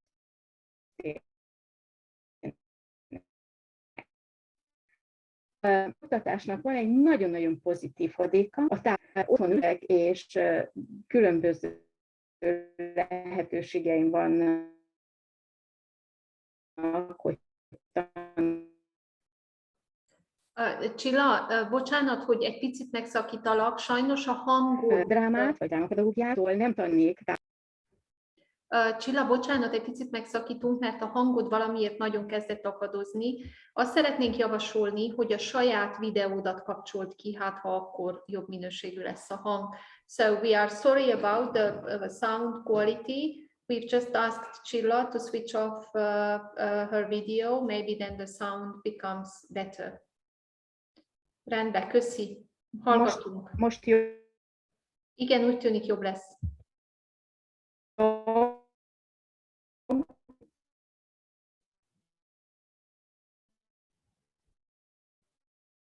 Igen. Jobb. Sajnos valamiért nagyon akadozik a hangod. Az előbb is volt ilyen, és utána rendbe jött. Hát, ha most is így lesz, próbáld még.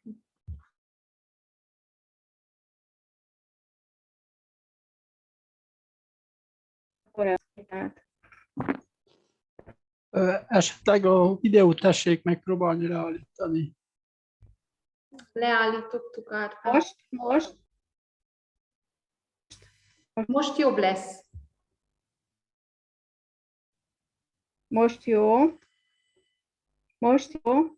Igen, most jó a hangod, viszont a megosztást vissza kellene tedd, mert most... Megpróbálom. Jó. Vagy a kolléganőm megosztja, jó, és te majd mondod, Csilla, jó? Tehát te ne oszd meg, a kolléganőm fogja megosztani, és te majd mondod, mikor vigyük a szlájdot, jó? Mert most jó a hangod.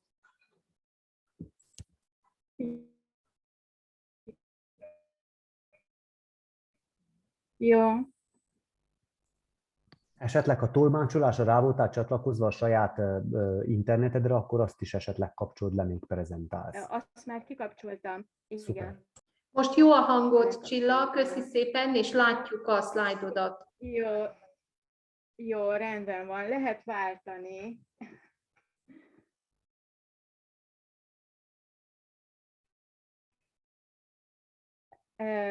Ebben a diátot, melyek használhatók virtuális térben, az online órákon.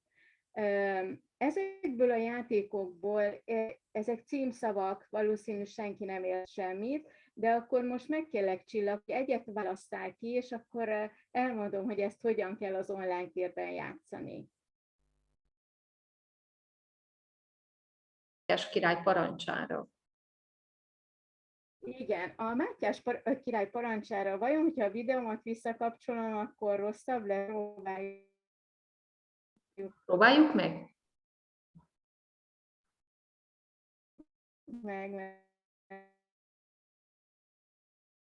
A hang az már is elment. Ki biztos már ismeri benned, és előtt, hogy nem. Jó, vissza. Most így jobb. Rendben van? Igen, most jó. Maradjunk a hangoddal. Jó. Csak abban az esetben kell lenned, hogyha azt mondom, hogy Mátyás király parancsára. Ugye a gyerekek jelen vannak az ablakocskákban, és hallják, hogy Mátyás király parancsára állj fel. Mátyás király parancsára ülj le. Emeld fel a kezed. Ha nem mondtam, hogy Mátyás király parancsára, látom a képernyőn, hogy felemelték, ennyire figyelnek.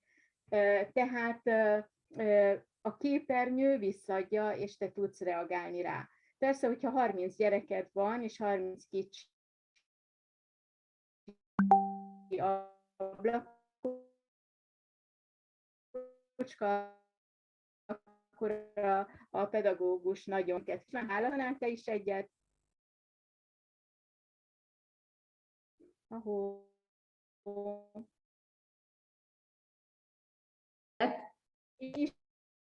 Istvánt szólítottam, hogyha...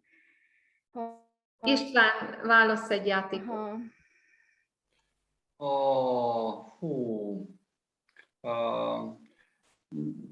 Ezt a word association games-et, tehát a szó összetételt, vagy szópárokat, Szóasszociációs játék, amikor egy történetet például elmesélek, és hangulatilag kiválasztok egyet, és azt mondom, hogy az álomról neked mi jut eszedbe, és akkor szólítom a gyerekeket is, mert ugye a képernyőn nem ugyanúgy jelenik meg, és azt mondja, hogy az álomról nekem a mese jut eszembe, és szólítom a következő gyereket, aki azt mondja, hogy a meséről mi jut eszembe, de lehet az is, hogy minden gyerek azt mondja el, hogy például az álomról mi jut eszébe, ha tartalmilag fedi a mesét. Menjünk tovább. Olyan feladatokat fogok bemutatni itt, amik felszínre hozzák a drámaórákon kialakított készségeket, képességeket, mint például készíts makettet a mese vagy vers egyik jelenetéről, és azt fotózd le és küld el nekem. A makettnél megszabhatom azt is,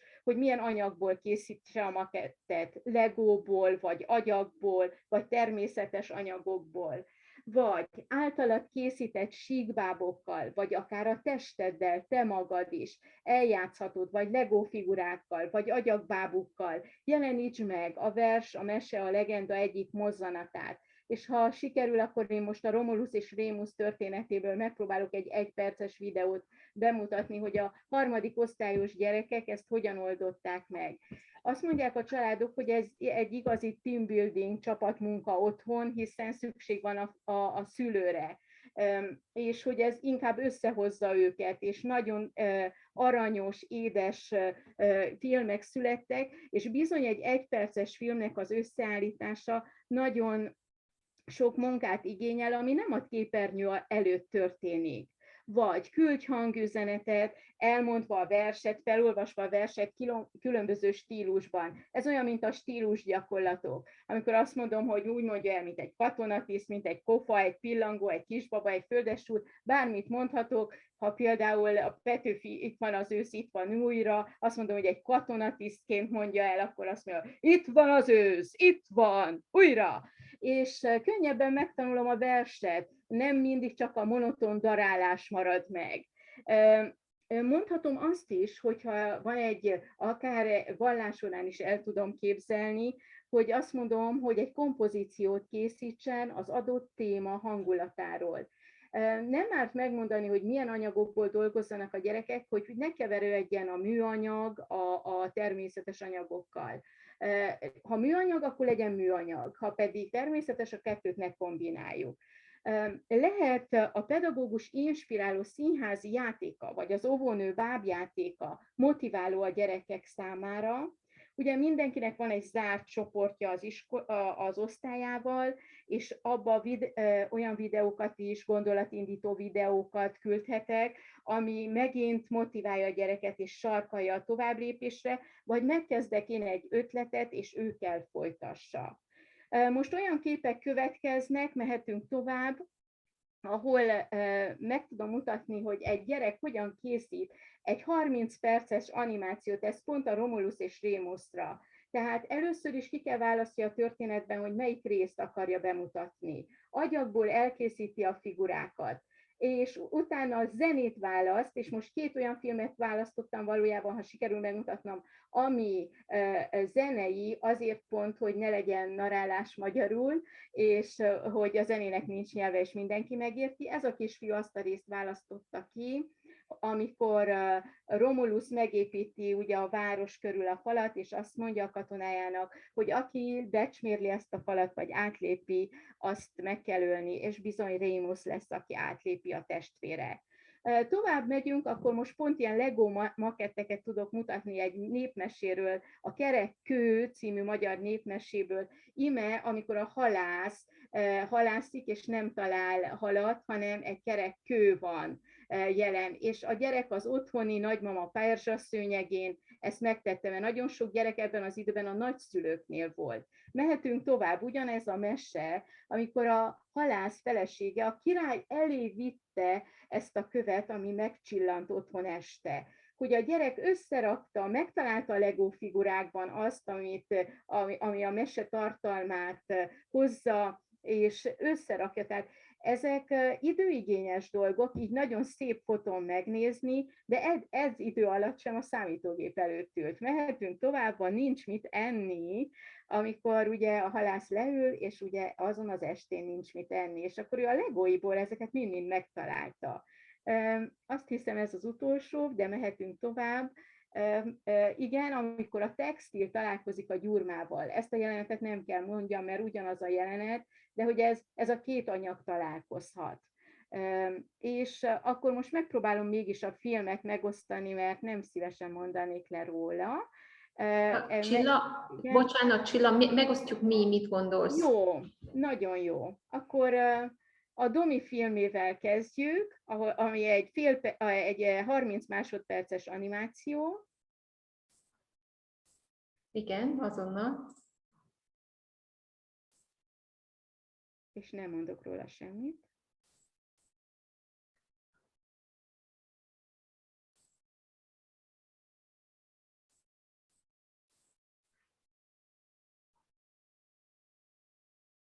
Domi.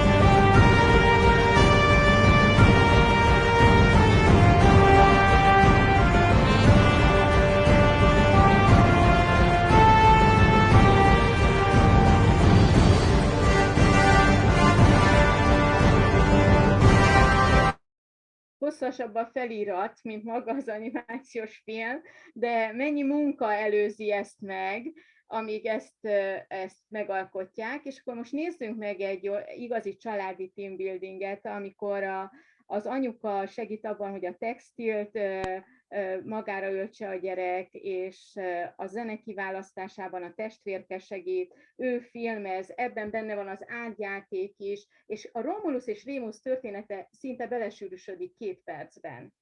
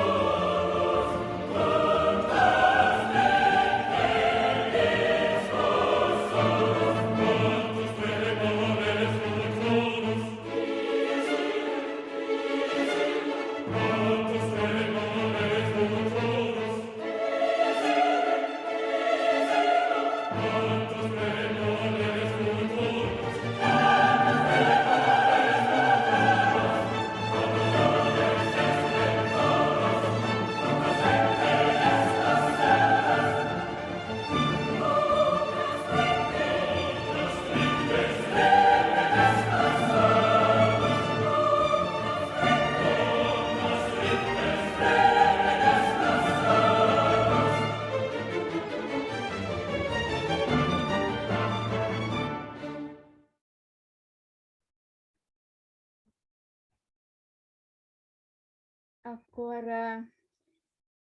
most azokat választottam ki, amik a legjobbak, de olyat is tudnék mutatni, ahol fogpiszkálóból és gesztenyéből készíti el a gyerek, és a kopott szőnyegen elemlámpával hogyan világítja meg, mert hogy a színház eszközeit valamennyiben ismeri és használja, és ilyen videót is meg tudnék majd osztani, majd máskor. Na, köszönöm a figyelmet, nem szeretnék visszaélni az idővel, így is úgy hiszem, hogy a szünetből vettük el, vagy nem is tudom, hogy lesz. Köszönöm szépen! Köszönjük nagyon szépen. Thank you very much, Csilla. It's really inspiring, as somebody in the chat, Mary in the chat wrote. Yeah, it's inspiring. We can learn a lot from you. Csilla, megoszthatod a videók linkjét a chatben, hogyha szeretnéd. So if there are some more public videos made by the children on the drama classes with Csilla Rusz, I've been encouraging her or my colleagues to share a few more videos. We really enjoyed them. Now we should have a coffee break, but as we are a bit late with the presentations, I think that we have to go on because we have to keep to the time frame of our panelists. The next presentation will be made by two enthusiastic young teachers. They live 300 kilometers away from each other. Now you will see them in the same room, but that's only because now we have a forced holiday due to the COVID situation in Romania. They teach the same subject, mother tongue, language and literature, but in two quite different schools. They, despite of the physical distance between them, seem to offer genuine support to each other. They are constantly sharing ideas, methods, and teaching tools, and they significantly contribute to each other's well-being and resilience. They will again speak Hungarian language, but their presentation is again supported by English language slides, and their presentation will be entirely translated into English. So those who cannot understand Hungarian, please use your phones and the Google Meet links to follow their presentation in English. And thank you for the cooperation, for supporting us in this multilingual webinar. Krisztina, the microphone is yours. Thank you. Hello everyone and welcome to our presentation. First, let me introduce myself. I'm Krisztina Kolumbán and I teach Hungarian literature in Dr. Gelei József Primary School in Ákos, Kovászna County. She's my colleague, Gál-Iankó. She teaches Hungarian literature too in the other side of the country, in Zsobok, in Szalas County. The title of our presentation is Cooperative Teaching and Learning Strategies in Online and Hybrid Education. We want to make you a short presentation about our experiences, and we would like to present some useful ideas. We both teach in two small villages in simultaneous classes. It means that the same teacher teaches two classes in the same time. In online education, it was quite complicated. In March 2020, all schools were closed. The sudden shift to online education was chaotic in all schools. In absence of guidance, resources, and solutions, most of the teachers tended to give up, but we didn't. We helped each other in this time, and we shared our experiences. We created chat groups on social media to communicate with the learners. For occasional synchronous lessons, we use Zoom. In addition to these platforms, we created a website, a Google site. Why did we choose Google site? Google site is a great tool for creating websites. It is free to use. It is very easy to use and has a simple and student-friendly interface. We can create and edit a Google site together with someone else in real time and see each other changes live. When you create a new site, it's automatically added to Drive, like your other files stored in Google Drive. Another benefit is that we can use it with Google Classroom. We just copy the link and paste to the classroom. Let's now take a look at our Google site.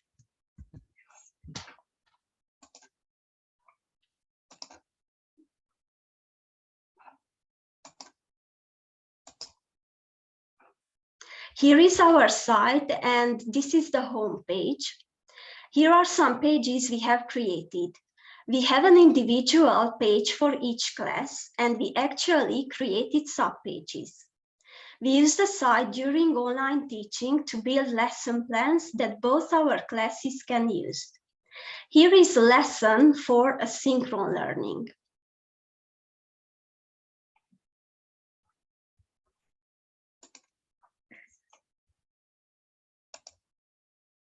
We posted pictures, videos, articles, class presentations, online games, quizzes, grammar exercises, or extra informations related to the theme.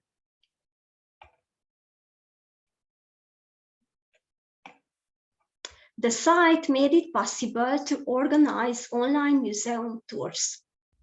For example, to celebrate Magda Szabó centenary, the Petőfi Literature Museum organized an online exhibition.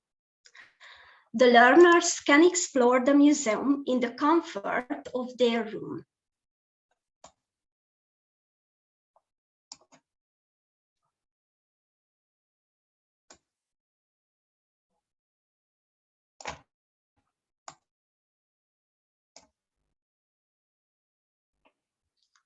And here are some questions related to the online museum tour.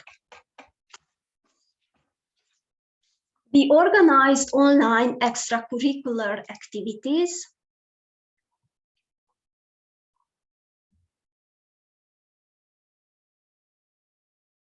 Here is an online escape room related to the Day of Hungarian Folk Tales,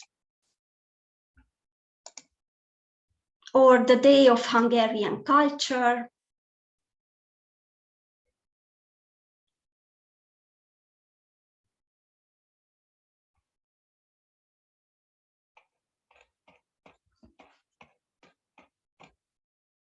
Advent stories. We shared Christmas stories each day until Christmas Day with online Advent calendar and DIY activities. The Google site is a great way to showcase student work after a project. Let the pictures speak for themselves.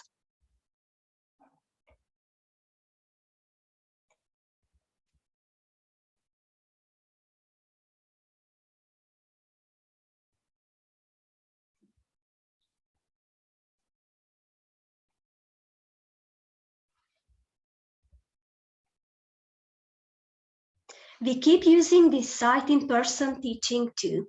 It was useful during hybrid teaching as those who were at home could follow the same lesson structure as those who were in the classroom. Thank you all for your attention. Now I will pass you over to my colleague Kata. Én is tisztelettel köszöntök mindenkit. Gál-Iankó vagyok, magyar vallásszakos tanárként tevékenykedem. Az online oktatás kezdetekor eldöntöttem, hogy módszertanilag megújulok, ebben pedig egy támogató társat találtam Krisztinában.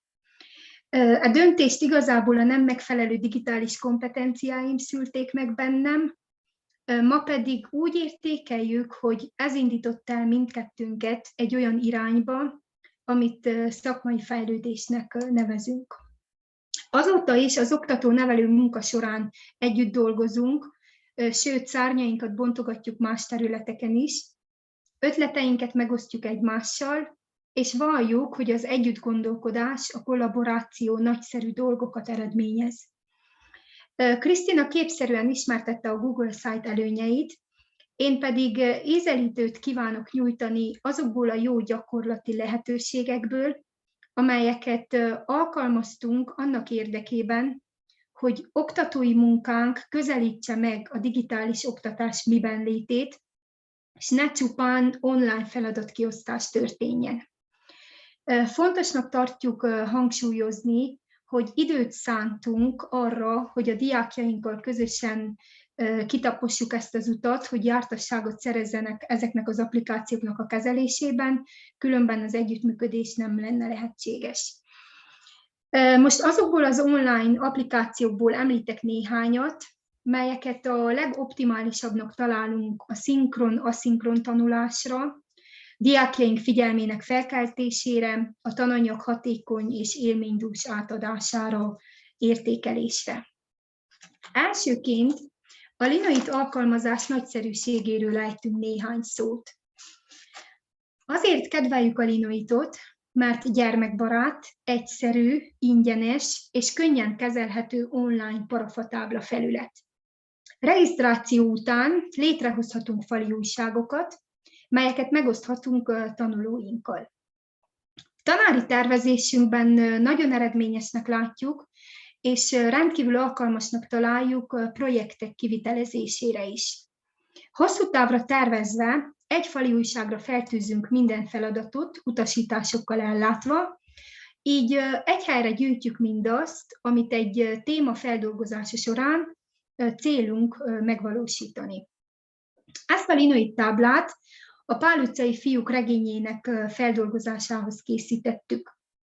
Jól látható rajta, hogy a parafatáblára színes jegyzeteket tűzhetünk, de lehetőségünk van link megosztására, videók beszúrására, képek, illetve dokumentumok feltöltésére is.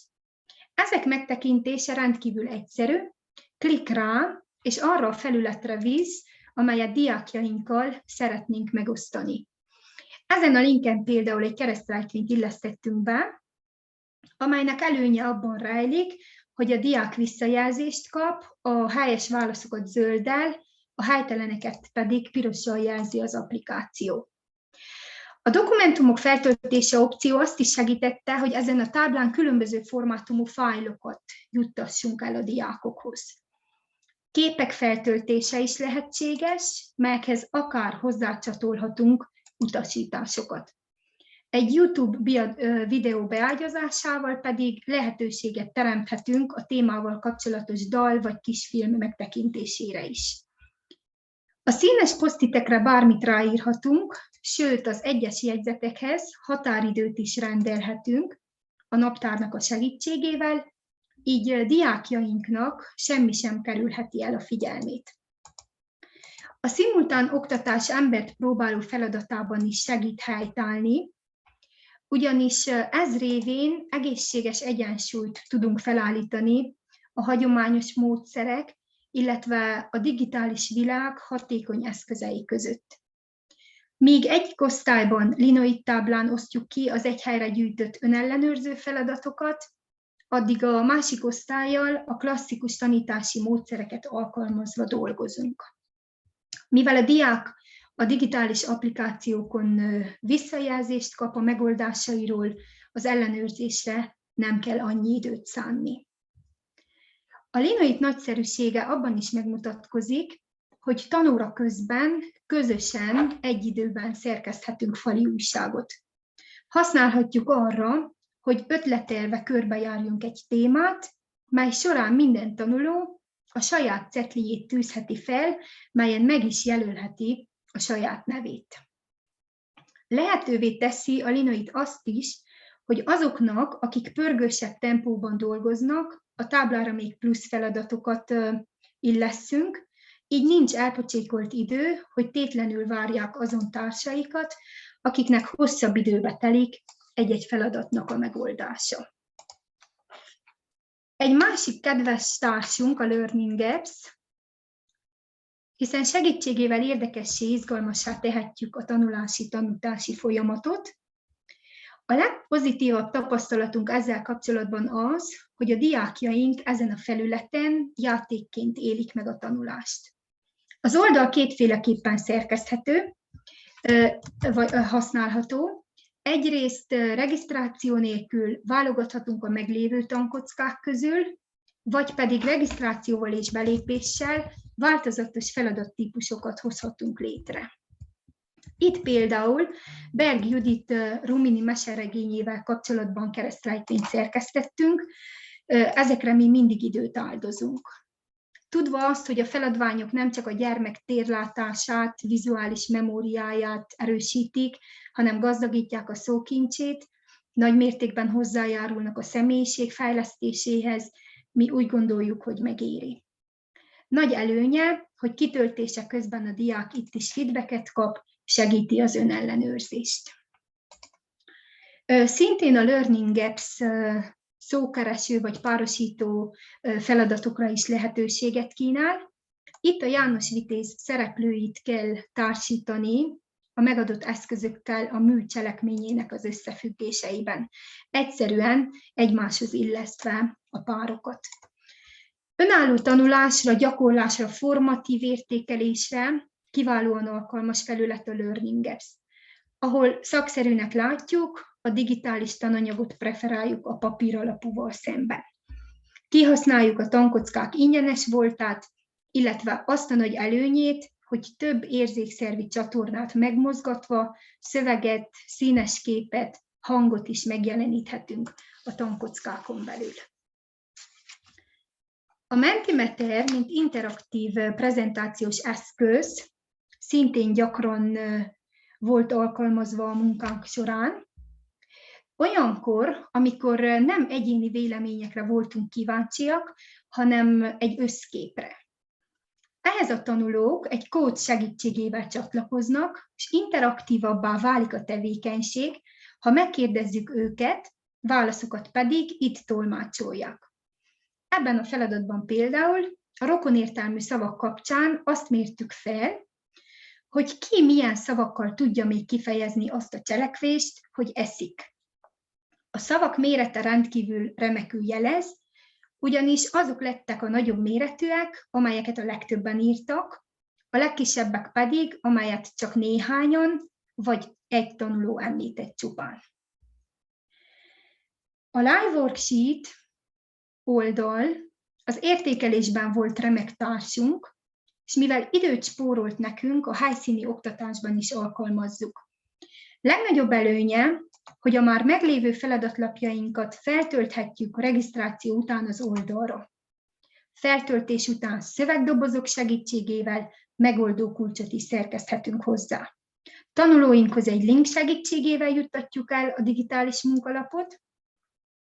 Ezt például az igekötő gyakorlásakor használtuk. Megoldás után a megadott tanári e-mail címre küldik vissza a diákok. Amennyi időt rászánunk a megoldókulcs elkészítésére, annál több időt tudunk megspórolni a javításon, ugyanis az applikáció 100% pontosságú jegyben mutatja az elért eredményeket. Ezt főként mi a nyelvi feladatoknál alkalmaztuk. Ezek az applikációk nem csupán a tanórát teszik érdekesebbé, színesebbé, hanem a tantervi követelmények szolgálatába állítva segítenek a készségfejlesztésben is. Valljuk, hogy az online megoldásokat érdemes alkalmazni azokban az esetekben, ahol nagy mértékben hozzájárulnak számos pedagógiai elv cél eléréséhez.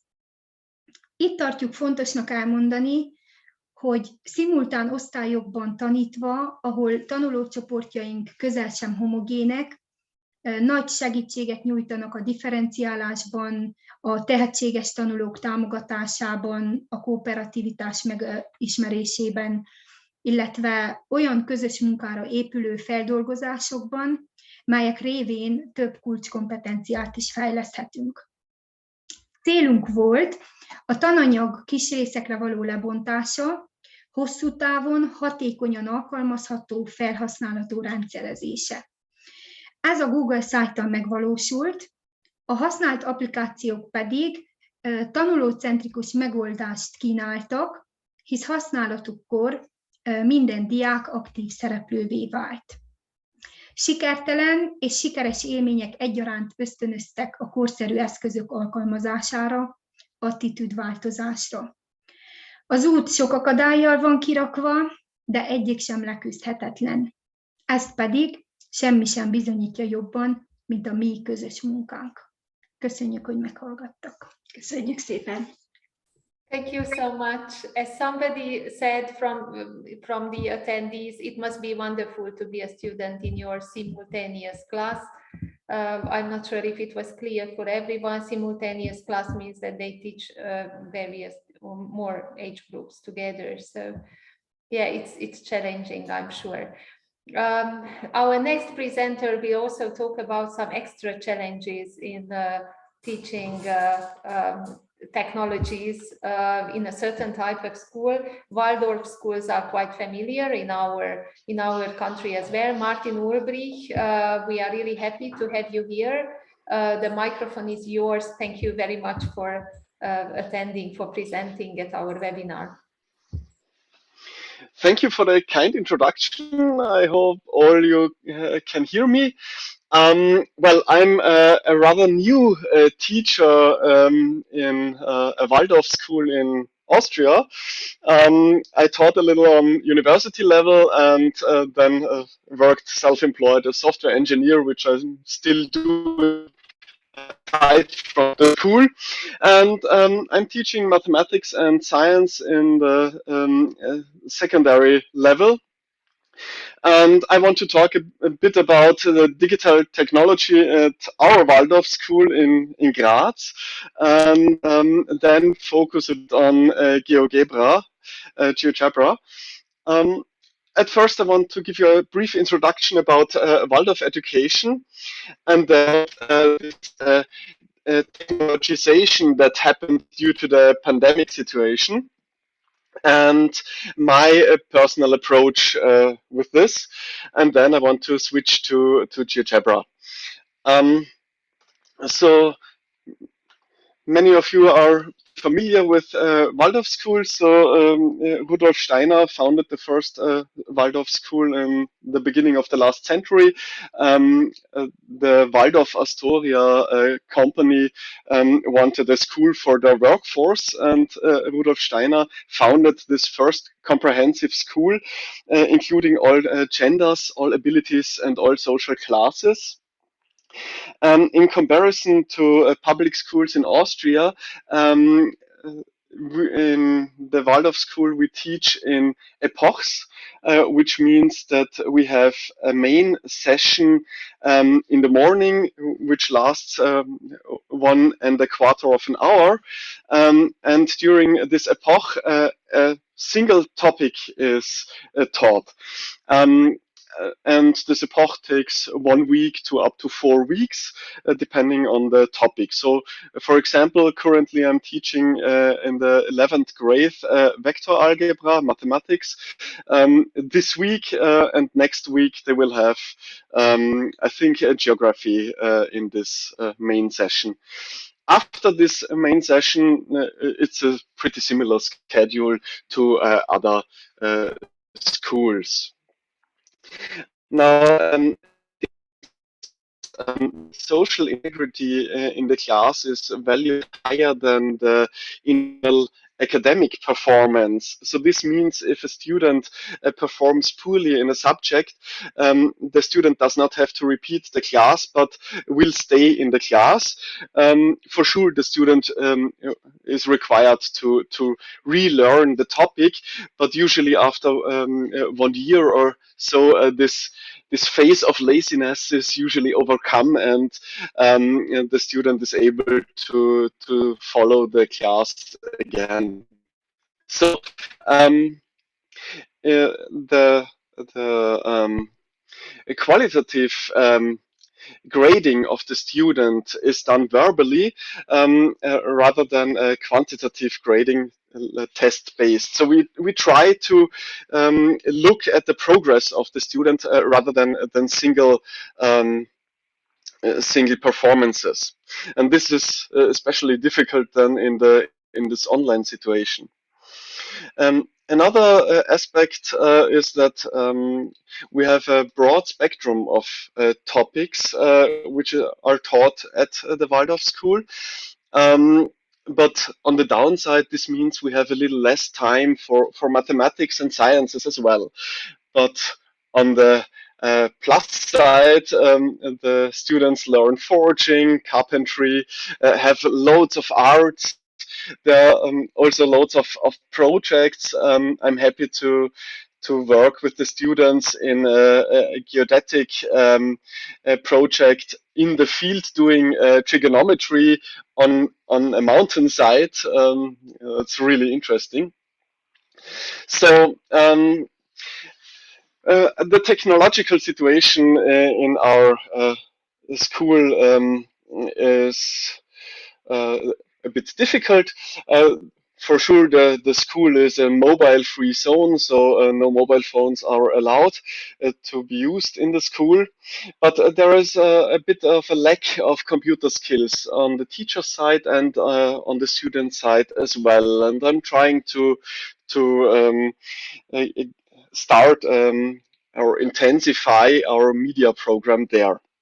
We have a small computer room which is equipped for half a class. In the classrooms there is no internet available, but we have a mobile device which can do the if the internet is required in the class. We introduce the calculator, a non-graphical calculator, at age of 16. And well, I think 3 years ago, this media plan was introduced at our school. And since then, we have media literacy courses starting from age 16. So this means for the grades 9, 10, 11, and 12.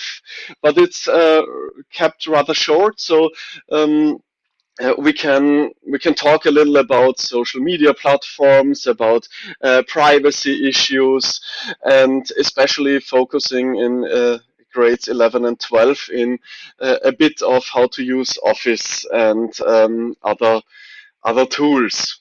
But that's it pretty much. So as you can imagine, the first lockdown hit us pretty hard. Honestly, during the first lockdown, I was pretty much a visitor in the school sometimes, because I started last year. I was hit with the second lockdown as new teacher. So luckily, the government provided the schools in Austria with free licenses for Eduvidual, which is a Moodle instance in Austria, and EduPage, which is an organizational tool for teachers and schools.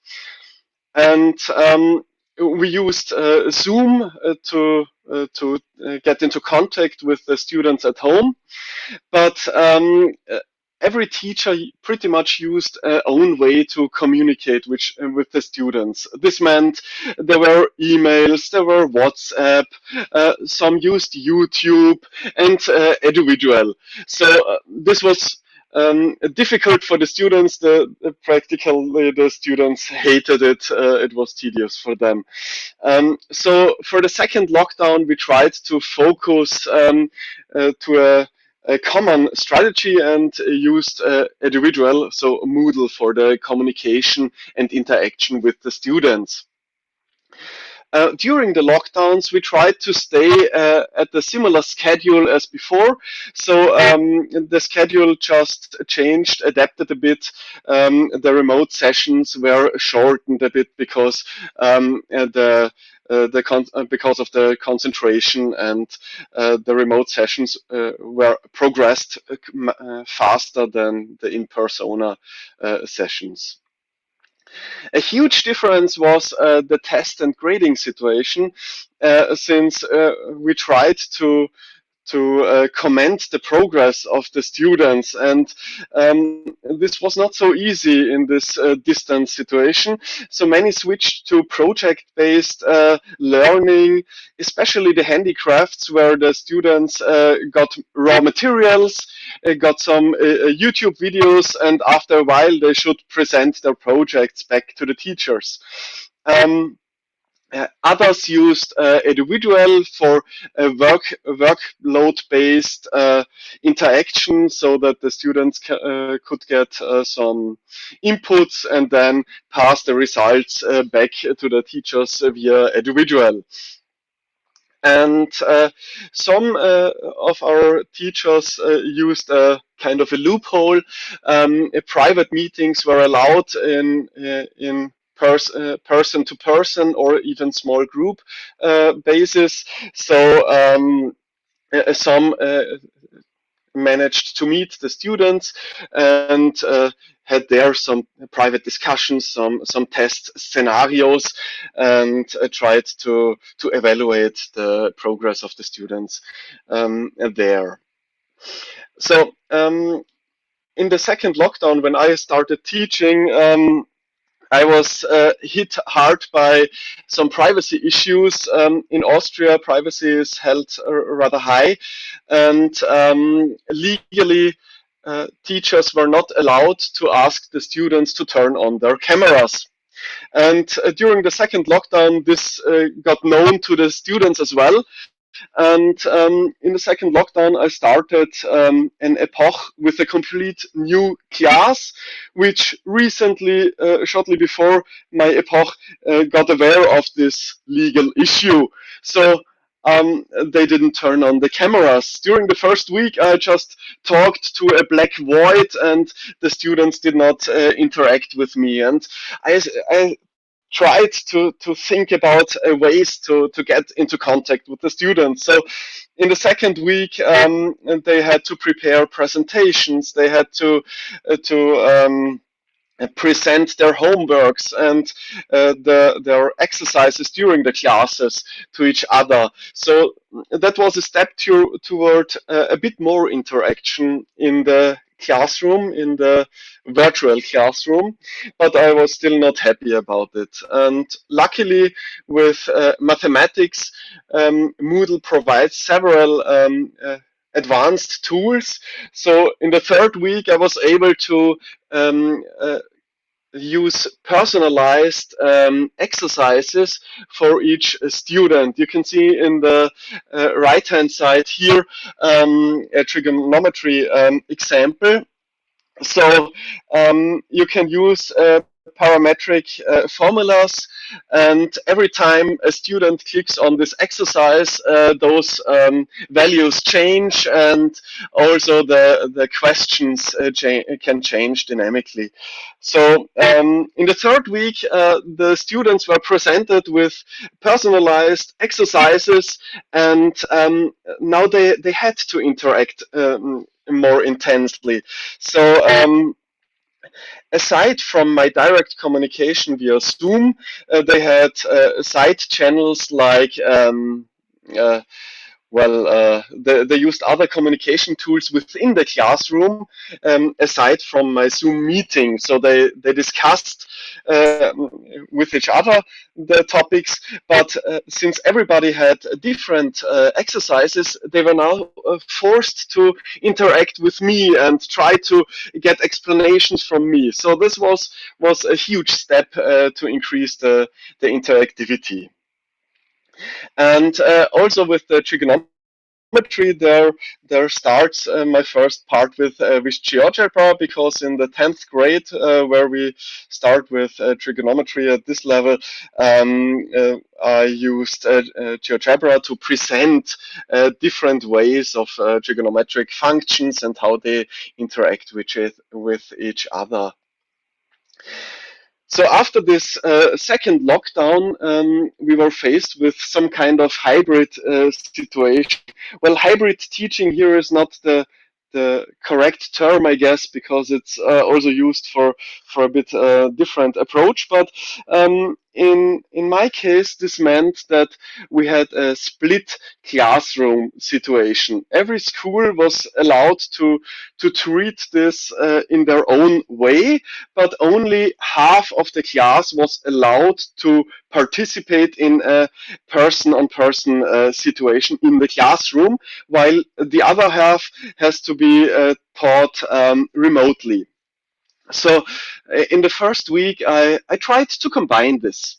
I started filming within the classroom, I filmed the blackboard, and I taught the two groups simultaneously. In our school, we decided that one group stays in the classroom for 2 days, and then we switch. then the other group is in a classroom for 2 days. And on the 5th day, both groups are taught remotely. So this sounded like a nice idea, but during the first week I experienced that the interaction with the remote group, I was completely lacking interaction. So in the second week, I started to separate both groups and taught them successively. So starting with the in-persona group in a classroom, and afterwards I did a remote teaching to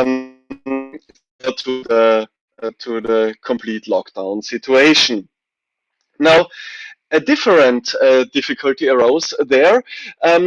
I had different speed in the classrooms and in the remote session. So especially on the Friday situation, when both groups were taught remotely, it was difficult to keep them together and to find the same speed there. And also the students got confused because the courses were held were documented on individual on this Moodle clone. So there were two sets on information, one for the in-class group and one for the remote group, which then switched. So this was difficult to understand which part to follow. But I found out that this constellation strongly depended on the group size. After the split class situation was resolved and we were all allowed back to classroom, I still had some split class situation because some of the students weren't allowed to wear masks, so they had to be taught remotely. But depending on the class, those were only a few, so 5, 6 students. And I tried again this filming the class and the blackboard and teaching simultaneously. And with only a small remote group, I was able to keep them in interaction with the class. So this was really interesting to see that few students remote still work. And then in the late spring and starting of summer, I thought different concepts for the math lesson school. Wearing the mask on all morning in the class for 1.25 of an hour. Well, the concentration was really bad. So I thought about situations and found out that we have a portable blackboard in the school. So, well, I started giving a try to teach outside the classroom, so we wouldn't have to wear the masks anymore. And many of the students were really happy about it. Well, the concentration, there was also a lack of concentration because in the outside, in the garden, the surrounding was distracting a bit, but the fresh air and the sun and maths could be combined rather good. So often I also gave them some tasks to calculate on their own. They could sit around where they wanted and calculate. I was wandering around and tried to help them if questions arose. And also in one class with the trigonometry, I found some compass and passed it around, so they had on-site experience with trigonometry, and that was also quite motivating for the students. Well, then let's focus on GeoGebra. In Austria, we centralized the final exam. And the Waldorf school in Austria, we do not do the final exam. We are not allowed to. So usually after the 12th year of Waldorf school, the students go to a public school for a 13th year. And there they are prepared for the final exam. But the final exam the centralized final exam was introduced 2015, and especially for maths, advanced tools were allowed. This meant that graphical calculators were allowed. And in 2020, GeoGebra got explicitly mentioned in the legal texts. So on the right-hand side, you see, I think this is a study from 2018-2019, the school year.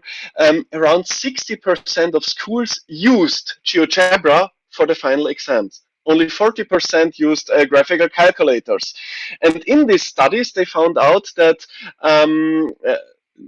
GeoGebra can give a speed boost in the math exam between 5% up to 20%. And roughly 10% means a grade up or down. So 20% faster can give you a performance boost of up to 2 grades in the final math exam. So I thought about how can I introduce GeoGebra earlier in our school. Well, before I started with the school, GeoGebra was rarely used. Sometimes the math teacher used it to show some examples, but the students had no knowledge. The calculations were done by hand or with simple calculators. And this was a real difference then when after the 12th year of Waldorf school, they go to the public school. In this year at the public school, the whole secondary level mathematics is taught again, including GeoGebra or other graphical calculators. So this was really stressful for the students because it was a new system. And if you compare it to other schools, some schools start GeoGebra at the level 8 or level 9, so with age of 15. At this situation in our school, we start teaching them the 10-finger typing, and 2 years later they are allowed to use a simple calculator. So that's a huge difference. So I'm trying to introduce GeoGebra a bit earlier, and I'm starting with the 10th grade. As you saw before with trigonometry, there are beautiful examples for the unit circle and how you can introduce trigonometric functions and how they play together. And I'm showing them at this level only what GeoGebra can do. And at 11th and especially 12th grade, I'm trying to show them how they can use it on their own. So now at the 12th grade, we're doing function and analysis, so they can play around with the functions, and with GeoGebra you can easily add some parameters to the functions, and if you play with the parameters, you see how the function changes. So later on, if you see only the formula and some parameters, you already have some kind of idea or feeling how the function will look like in the graph. And well, I'm trying to show them how to use it that way. So back to the final exams and strategy, which I try to introduce to the students. This final exam in Austria in mathematics is 34 exercises in 270 minutes. Now, due to Corona, 60 minutes were added, meaning 330 minutes for 34 exercises. But this leaves you with around 8 minutes per exercise. And if you're coming from the Waldorf school and you try to do this by hand and with the calculator, you hardly succeed. It's really difficult. So I also try to show them some strategies. You know, if you're working self-employed, a software engineer, you get some prerequisites from the customers. They want some specific stuff, and you have to fulfill their needs. But you also have a limited amount of time, and you can only charge a limited amount of money. So this is a time management is really an issue later on in life. So you're presented with a rule set, and you can apply game theory and have to think about how to practically exploit this rule set the best way for yourself. So I'm trying also to show them how they can do it with time management. So I tell them to use some kind of sound glass and with 2 or 3 minutes of time and start with these exercises. And every time they start one of those 34 exercises, they start with the sand glass. And if the sand glass finishes and they don't have an idea about the exercise, they just skip it and go to the next one. And if they have some slight idea, they should mark it. And if they see the solution there, then they should calculate this exercise through. So this means after one pass of this whole exam, they already have plenty of exercises solved. And this has a twofold benefit. On the one hand, they have a high motivation because they already achieved something. And on the second hand, this might already be enough to pass the exam. So in the second run through, they focus on the exercises they marked as, well, probably I'll be able to solve it. So then it only improves the grades. And I think this is also quite similar to later work situations where they have to work efficiently. And then the other thing is looking for trigger words. Well, actually, I'm not that happy about this strategy because I think that is not common in later life experience. But sometimes. So what does I mean by that? If you look at the exercises, there is only a limited amount of exercises available. And on the other hand, if you look at GeoGebra, there's only a limited tool set. And you can compare this. For example, if you look at probability distributions, where you have different possibilities, but GeoGebra offers a probability distribution calculator tool. And there are some common distributions like normal distribution or binomial distribution. And if you see something in the exercise which states, well, you have a sigma or a mu, then you already think, well, maybe it is a normal distribution. And then you just enter those numbers and you're practically presented with the solution. So this is a trigger word based approach, but this also works quite well if you're not able to grasp the whole concept of the exercise.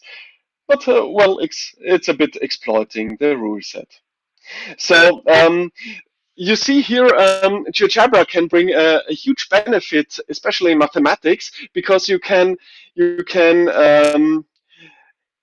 use different exercises and show many different situations which otherwise would take much too long to the student.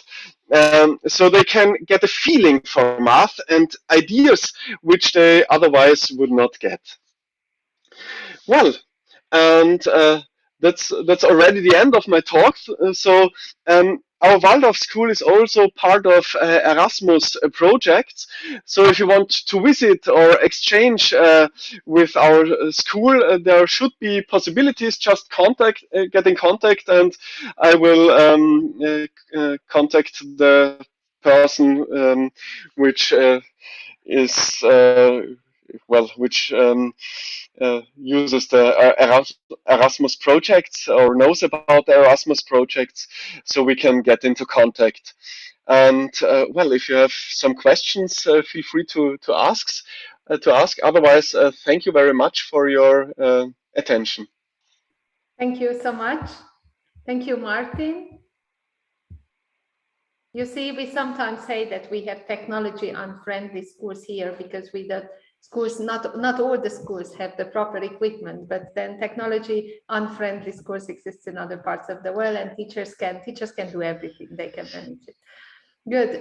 So time is not my friend, you know. I had to warn the presenters all the time while doing their extremely interesting presentations to keep it short and round up. So unfortunately, it's been quite late now, and also our participants started leaving, which I fully understand. It has been a long session. But I think even if we don't have time for live discussion now, we have the opportunity to use those Miro boards to share experiences. And I would really encourage you to go to these boards because you can see different perspectives from different participants. These boards will be open and available also a few days or a few weeks after the webinar. You can type in, you can add to other people's ideas.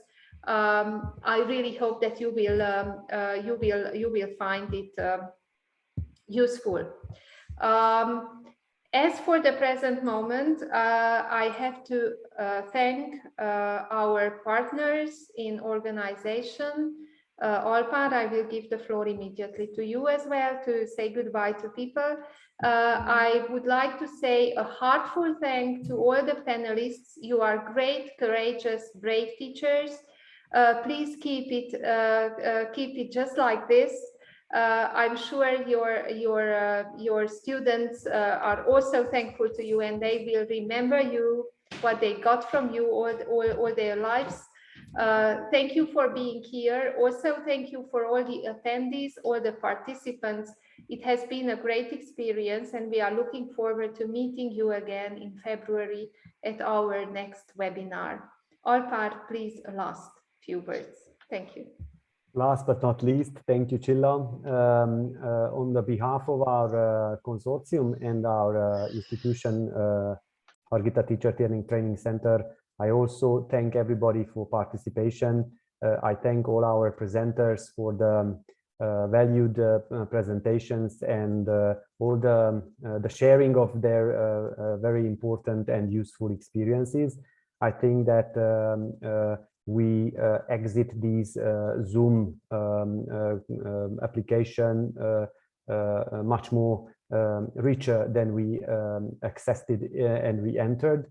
And hopefully that you will join us on our future webinars, and we will together somehow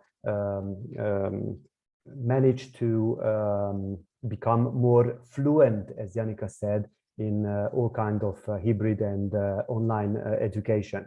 I kindly remind you all, and I ask Csilla to keep the Zoom connection live until 6 o'clock to be able everybody to access the evaluation form and complete it, and to be able to open it and to provide us valuable feedback. Tehát arra kérek mindenkit, hogy aki egyrészt szeretne nekünk visszajelzést adni, illetve kitölteni a kérdőív azon részét, amelyben igényli a részviteli oklevelét, megkérjük szépen, a chatbe betettük, és ott lépjen be, és töltse ki ezt a Google, nagyon egyszerű és rövid Google formon. Deci rugăm toți participanții să vor avea încă până la ora 6 acces din chat pentru a completa chestionarul de evaluare și în mod implicit și să solicite astfel certificatul de